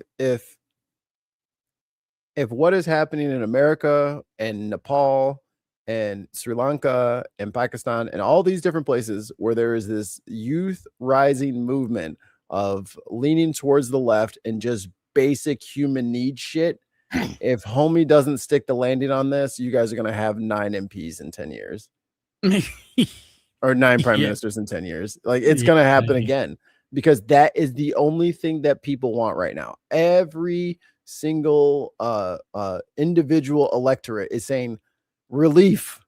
I need relief, and no one has provided it. They've provided racism, they provided Zionism, they provided everything you can imagine except for relief. That's all they want. Exactly. They just need to catch their breath. Everybody's willing to do the hard work necessary to make this earth a better place, but goddamn, can I have a break from the scamming for 5 fucking minutes? Shit. Yeah, the country's going to be run. Oh, go ahead. Sorry. No, it's sorry. I just said I totally agree. Yeah. Burnham is still something of an unknown. There are these huge imponderables. And actually, one of the things I was looking at tonight in preparing the show is that one of the things Labour MPs don't seem to be aware of is that Keir Starmer, actually, before the election, was way more respected by British people in many important respects than Burnham is now. And we've seen what's happened. And also, didn't Starmer lock up a whole bunch of old people for the Palestine Action Group? Yeah, I just think, what are you doing? The optics are terrible. They're just, like I've seen pictures all over on Twitter. Still call it Twitter now. Yeah, it's still Elon Musk. I'm dead naming it. Fuck him. Yeah, and see these coppers, arresting this 80-year-old, 90-year-old grandma, and then they said, yes, British police arrested an extreme terrorist. And you just think, you're making a rod for your own back. What are you doing? Oh. Dark Lord Greg with the 2 buckaroos. Thank you so much. Have you considered replacing Larry? True problem. Is he Larry? Who's Larry? I wonder if he means Sir Larry the cat. So replace him with Sir Larry the cat. The number 10 rat catcher gets my vote. Thanks. Yes, it's a tough gig, but I think he can do it. If he tries, if he just tries, yay! At least my poor wife has to listen to this shit all day. I try not to do it all day, but yeah, it happens. Poor thing. Another one I compare to the ICE protesters who have been received sentences up to 100 years in Texas this week. Yeah, they'll put them in there, and then we'll have to have elections and then get them out and all that shit. They're just wasting time. Tenants at apartment complexes operated by Greystar, the largest owner and management of apartments in the U.S., don't just pay rent. They pay a mass of fees. Yep, that many renters have never heard of before. Wow. And I hope it doesn't happen over there like it's happened over here, but it is the same thing with the politics. It's private equity. Come here, microphone. God damn it. It's private equity. It's these people who just, well, how can I make my money make money? I don't know. Let's make a scheme to do that. And then they're just sitting around all day making up schemes to rip people off.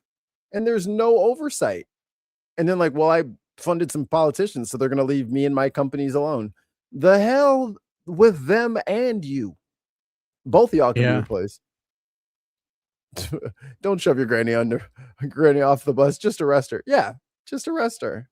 Thank you for the 2 British pounds. And I don't know, guys. If we're trying to be this moral, pure left group, you can't say I just don't want any bad things to happen to anybody, and then I'm locking up grandmas, great grandmas, here, put her, just hook her handcuffs to her walker. What are we doing? What are we doing? I can imagine that poor 90-year-old grandma being a great martyr for the grandkids.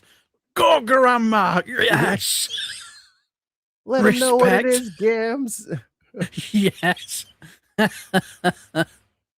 Gammy ain't no bitch. Fuck this shit.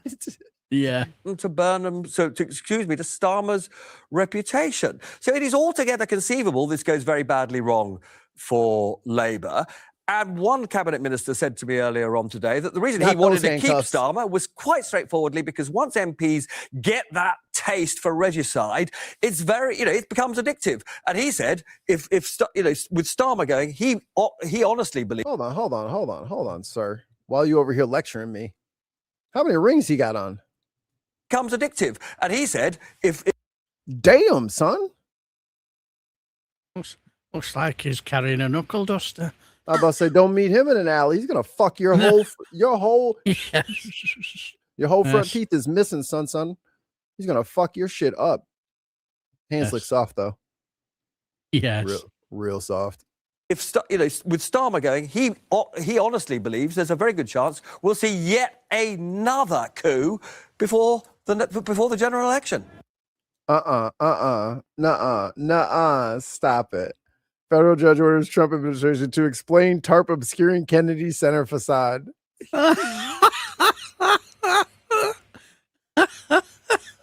He's such a crybaby. He didn't want anybody to see that his name was gone.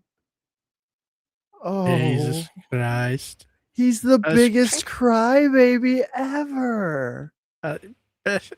Would you say that's basically a classic case of somebody who's never been told no all his life? He said, you can't take my name down. Well, then no one can look at it. Yeah. Really? Boy, if you don't go get some algae cleaner for that damn pot, I told him what to do to put them plecos in there. Put a couple of them plecos. Man, there'd be some fat plecos. We'd have to name them plecos because there'd be some big motherfuckers eating all that algae. Yeah, just get you some algae eaters in there, some lily pads. Yeah. It'll control your water. Wow. So I remember I was saying little videos. It was how long's that tap been up? I think it just blows my mind, over in America. I find it fascinating that the guy made an absolute mess of it first time, so much that they thought, yeah, we'll have a bit more of that. So they voted him back in. And the thing was, like, there was only one thing that could have lost that election, and it was standing arm in arm with Israel. All she had to do was put a little space between her and Israel. She would have won. When I get in, we're gonna have me and Netanyahu are gonna have a meeting, and we're gonna figure out what is what and who is who, and we're gonna let journalists in there, and we're gonna find out what happened. That's all she would have had to say. Yeah. But did that happen? No. She said, nope. I wouldn't change a thing. Everything's fine. This is what you guys like. This is good. Yeah, because like, I'd love to know how many voted, either didn't vote or voted independent instead of Harris. That would be interesting because I get the feeling it would have affected, because when you look at the vote, from what I've heard, you'll probably know more than me, that it was a lot closer than what the result ended up being. Yeah, and she didn't lose by a lot. Yeah, in a lot of those swing states and stuff like that, and that's why like they're never gonna find out, his little space Karen, South African space Karen's little fucking shithead kid, fucking they're never gonna know. They're never gonna know. And it's like, what the fuck is he talking about? Hold on, come back here, Joffrey. Come here, little Joffrey. What the fuck you just say? They're never gonna find out. Never gonna find out what?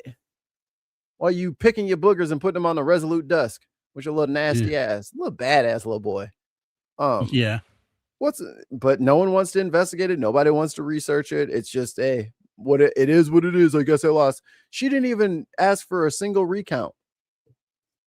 That was the other thing that threw us. It's like, you didn't question any of this shit. You didn't think it was odd that you lost all this shit magically? Huh. Yeah. Yeah, because I did hear one or two reports about maybe there was something dodgy going on, because didn't they basically call that he'd won before the results had basically come in or something? Say it again? Didn't they declare that they'd won before even all the results had come in? And at like 10:30, Elon was like, "Yeah, we got it." It's like, what the fuck? How you know? Yeah. Interesting. Yeah. Weird thing to be so confident about. I'm just wondering whether they were thinking, well, if we do try and go down the route of saying that this election was rigged, maybe they might just think, well, are we no better than Trump then if we do that? I don't know. But it was just an odd. Yeah, exactly. Who cares? Who cares? Because it just did seem a little bit dodgy, didn't it? And I mean, she just rolled over and just let it happen. Guess it's fine. No, dumbass, it's not fine. Don't say that. Yeah, you're supposed to be on the people side. She's like, whoop, I guess I lost. Whoop, I'm gonna go write a book. See you later. Bye. Yeah, I'm sure she'll be fine. Won't she? The book's already out. Oh, I should have said this, and I should have said, like, lady, I already know what you should have said. I'm not paying you $30 for that. That's not happening. How much it costs? Yeah, I think it's $30. Let me see. Let's go to Amazon real quick. Amazon. Kamala Harris book. Oh, it's only $15. $15.45 for the hardcover. It's heading its way to discount basket. maybe 30 was a little much, huh? Yes. She's still a black woman. She ain't getting that. She ain't getting all that. No. Yeah, 107 days.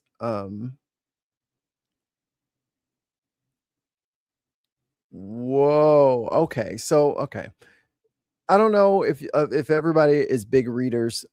So the name of Kamala's book is 107 Days by Kamala Harris, and it's about like whatever her campaign. There's another book right below it that is, well, there's a couple of her books that come up, and then it says The Real 107 Days, Kamala Harris, Historic Journey to Nowhere by Terrence Williams. It's like, dude, it is almost instantly that there is a AI copy of somebody's book. Almost instantly.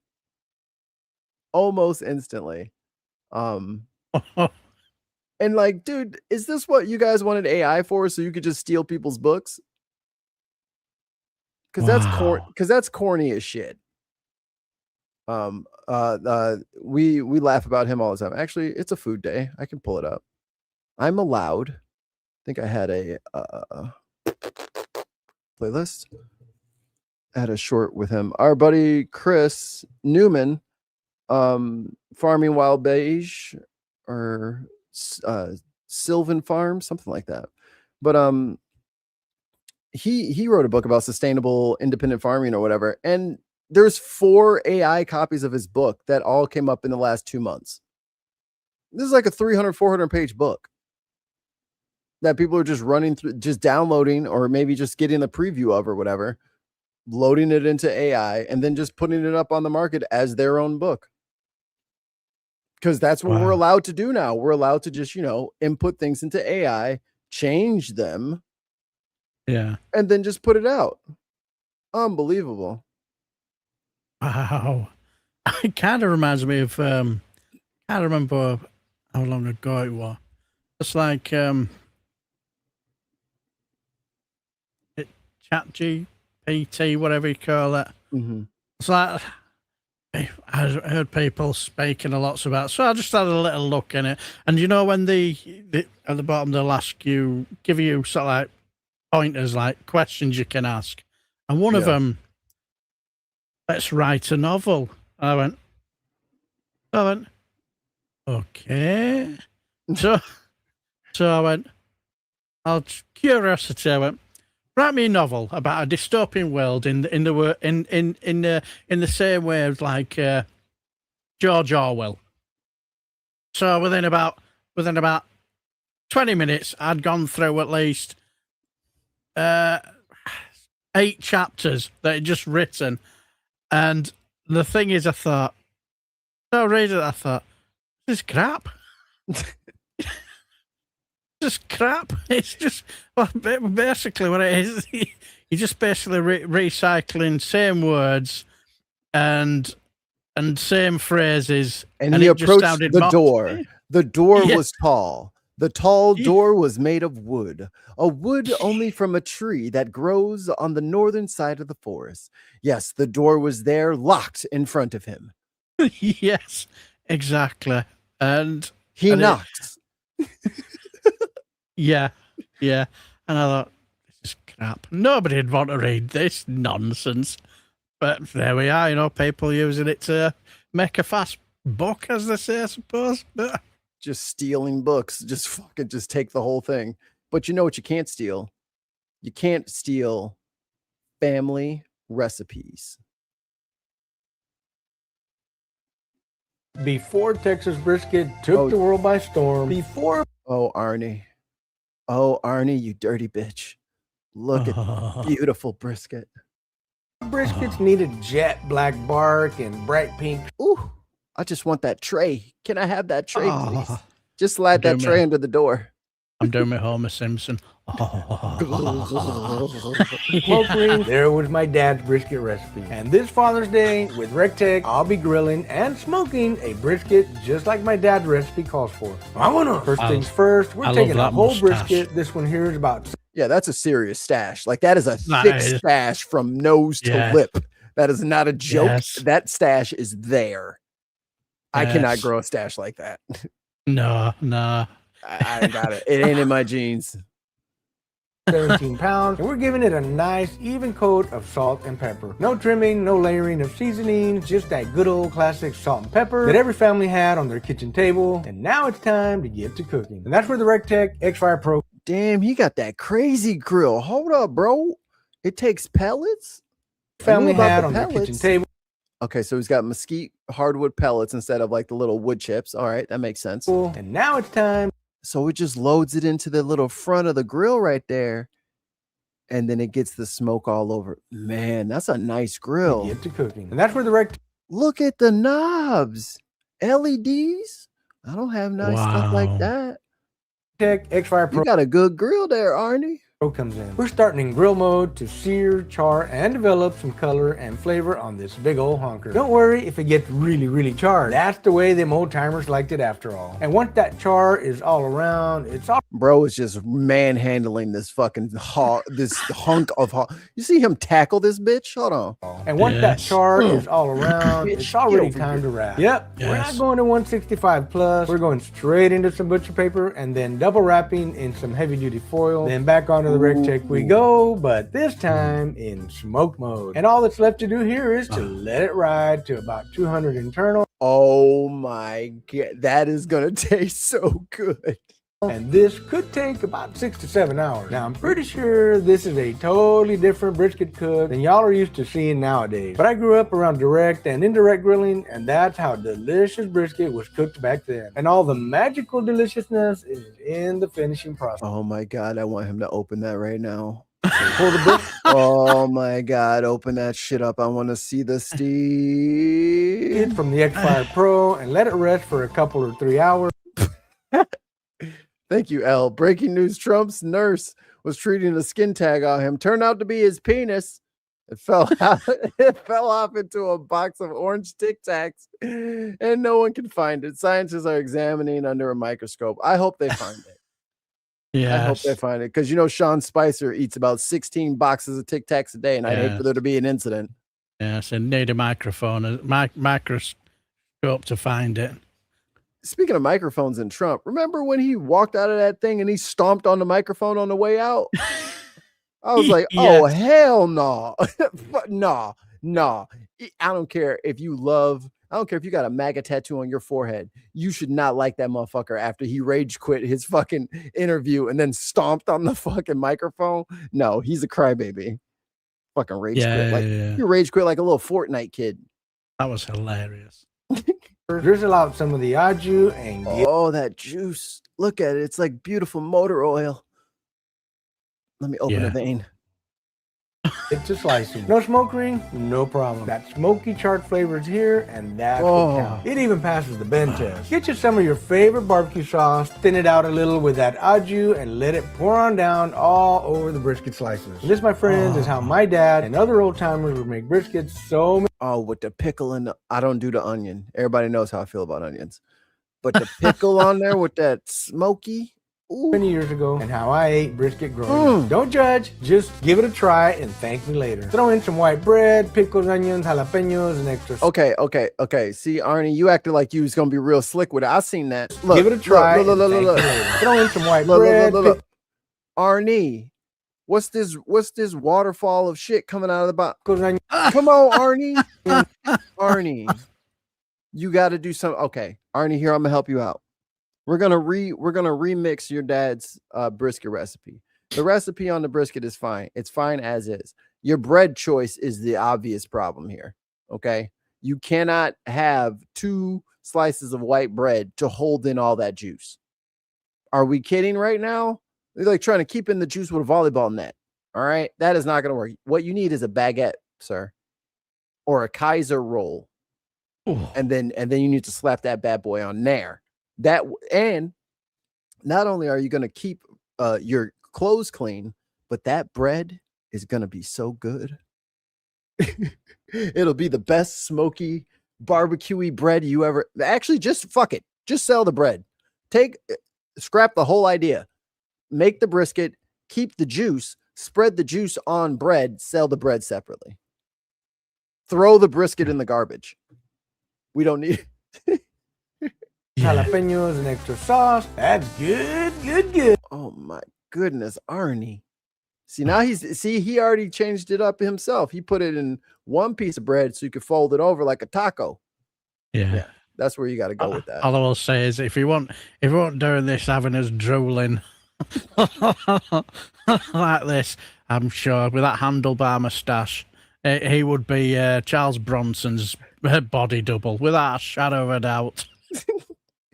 And it bring back so many memories of my father. Happy Father's Day in heaven, Dad. This one here is for you. Boom. Good job, Arnie. Arnie crushed. I think Arnie's on the soundboard. Oh yeah, he is. It's oh wait, where is it? It's weird. As soon as I go to there it is. Oh, baby. As soon as I go to find a soundboard clip, I forget how to read. Yes. I'm like, oh, letters. Okay. A. Okay, there's a B. C. Wait, why am I doing my alphabet? I don't know. Can't see it for looking. Oh shit. 5.6 magnitude earthquake rattles Northern California. Is the planet done with us? The planet might be done with us. We might be getting kicked off of Earth. Shit. I don't want to might be for the best. Yeah. I don't want to live on Mars. No, neither do I. I don't it's not going to work. Yeah. I wish it would work. That would be cool if it worked. But it's not going to work. Trump blindsided GOP refusing to sign bipartisan housing bill. Hey, what can I say? Like I said earlier, I just like when he makes people I don't like unhappy. The Schadenfreude is strong today. Ooh. Beef patty. I can't watch that. I want to make beef patties. We don't have like any Jamaican restaurants or anything around here. So I'd have to make it myself. Can't do that today. I think I'm making pizza today. I don't know. Oh, nice. It's cheat day for me. Oh, yeah. Oh boy. I used to be in that now and again. You know, I'd make the old dough myself and get all the tomato puree and just get the kids just throw it on. Just get what they want on. How much cheese you want? I don't care. Yeah. Just put it on. Yeah. Yeah, who cares? Just fill it up. Yeah. Oh. Tons of mice with the stellar connection. I think there was a half an hour light delay between us and Mars, which is very cool. Interesting. Well, you learn something new every day. Every day is a school day. 8 hours to Jupiter. Something like that. 12 hours. It's crazy. Like when you look at the solar system, like it's 8 minutes from the sun to us, and then you start looking out, and then you realize how much, like it stops being minutes and it starts turning into hours. It's like, wait, it's hours away at the speed of light. Damn. So I guess I'm never driving there. Yeah, you drive to the moon, and it's going to take you 10 oil changes to get there. Yeah. It's just an unimaginably far distance. It just, wow. So, except face is both looking up at the foot. Both. Oh, I'm on the other bars. You've never been there. Oh, you're right. Sorry. Oh, look, a troll. Hitler is attacking us Brits. Oh. Yeah. As soon as I hear the word walk, I usually just don't make any sudden movements. I just back out the room and just lock the door and throw away the key. And This is smile true. as them. This is true. The photons themselves, yes, generated at the sun's core, take between 10,000 and 170,000 years to reach the surface. And then only 8 minutes to us. Wow. They've been working their ass off to try to get out of the fucking core of the sun just to land on your butt while you're out there on the beach. Yeah. Or in the back garden. Just hit you right in the tuchus. Like that time when you almost lost your trunks at the beach. That's when that photon hit you right in the ass cheek. Hundreds of thousands of years it's been waiting to get out just to hit you in the cheeks. Fantastic. Oh, well. Pillick.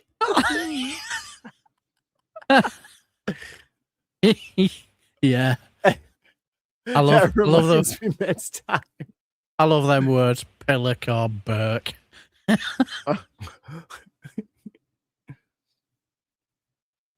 Not a better. Yeah, the woke Reich. But see, this is and honestly, like I don't talk about this often, but the whole woke thing, I kind of blame Black people because we shouldn't have let y'all know about our culture so much. We're way too open. You know what I mean? Like we like to share our culture with everybody. You know, we let Eminem in there after Vanilla Ice, and M turned out to be good, you know. But then, like, apparently some white boys just started getting into the wrong circle. Y'all are not even supposed to know what woke is, okay? Yeah. Woke means be aware of your situation and your surroundings, especially when you're around white people, because white people will betray you at the drop of a hat. So you need to be aware of your surroundings at all times. You need to stay woke. Don't be sleeping out here with these white folks. They gonna pull some shit on you. Yeah. It's like I remember when I was listening to James O'Brien, there a guy, he used to be a DJ, he lives in Brighton now, and he spoke about a musician, I think he was from the possibly 40s and 50s. I think his name was Leadbelly or something. And oh yeah.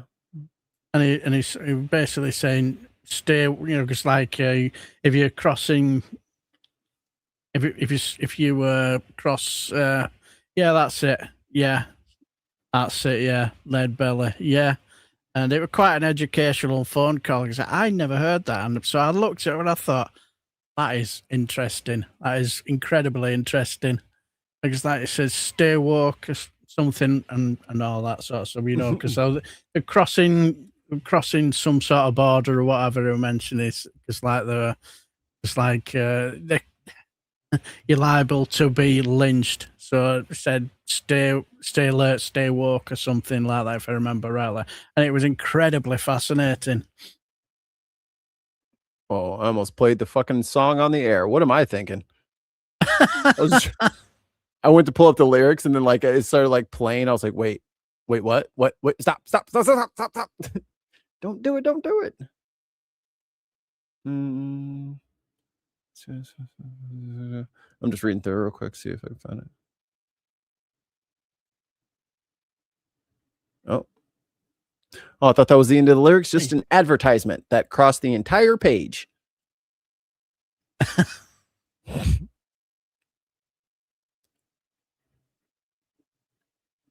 Yeah. But yeah, that's our fault. We shouldn't have let y'all into our culture that deep because now I'm talking about every 80-year-old fucking politician has a fucking stance on woke. It's like, Jesus Christ, you do not know what woke means. And then it's always funny when people like are asked on camera, okay, well then what do you mean by woke? Well, you know, it's you know,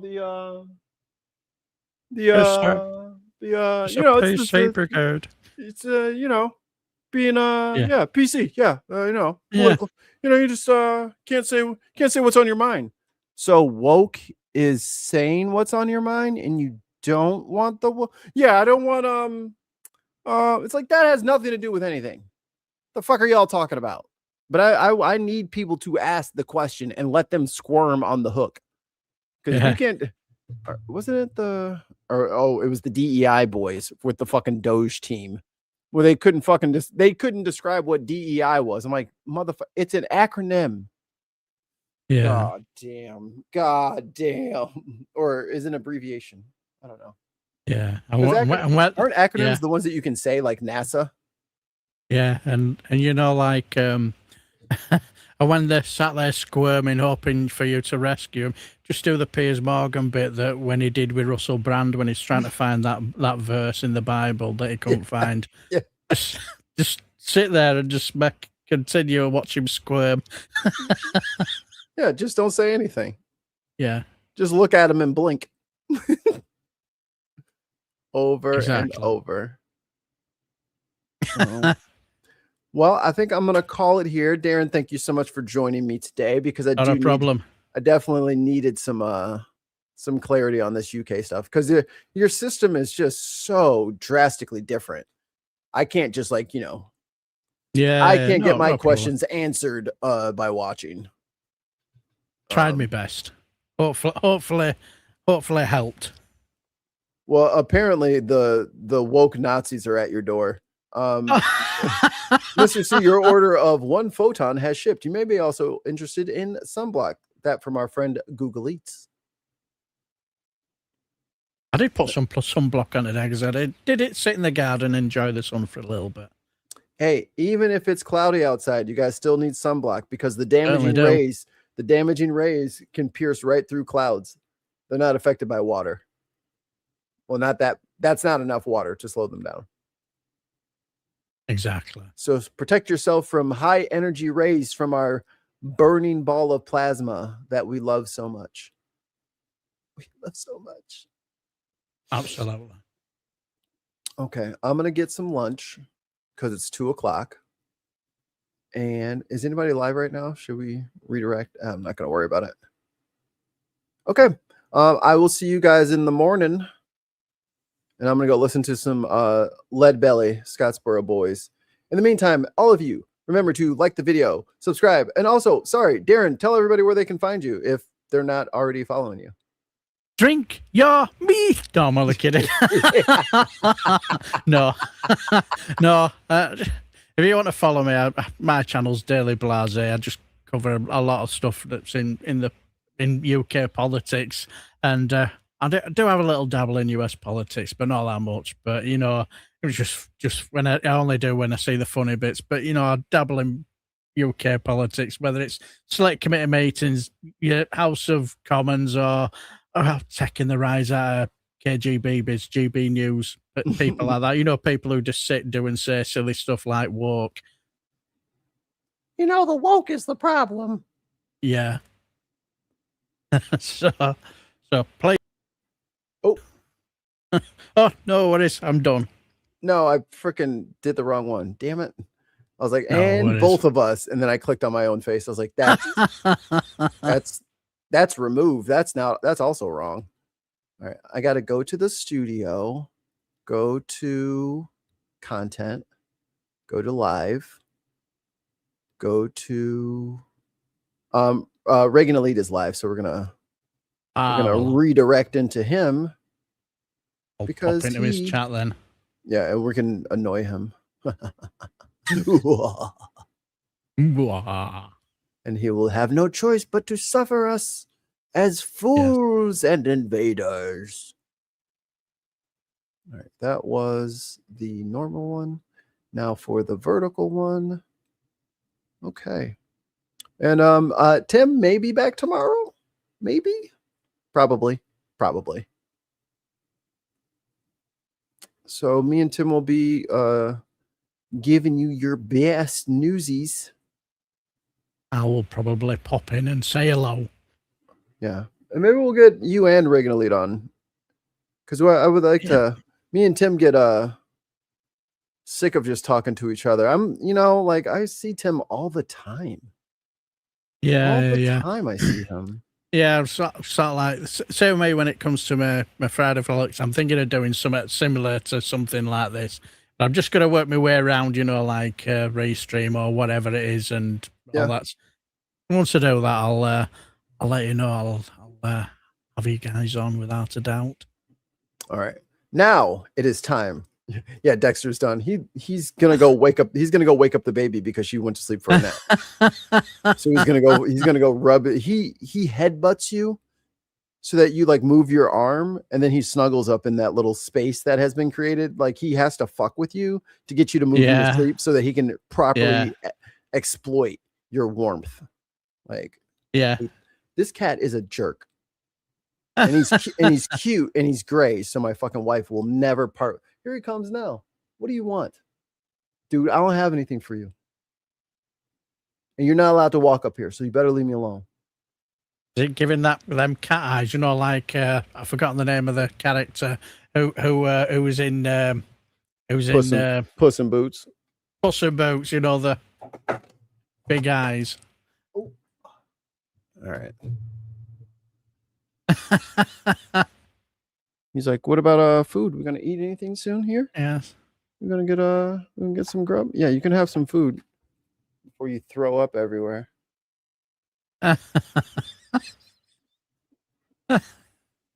Loser. All right. I'll stop insulting the cat. All right, guys. It's been fun. It's been real. It's been real fun. Drink your me.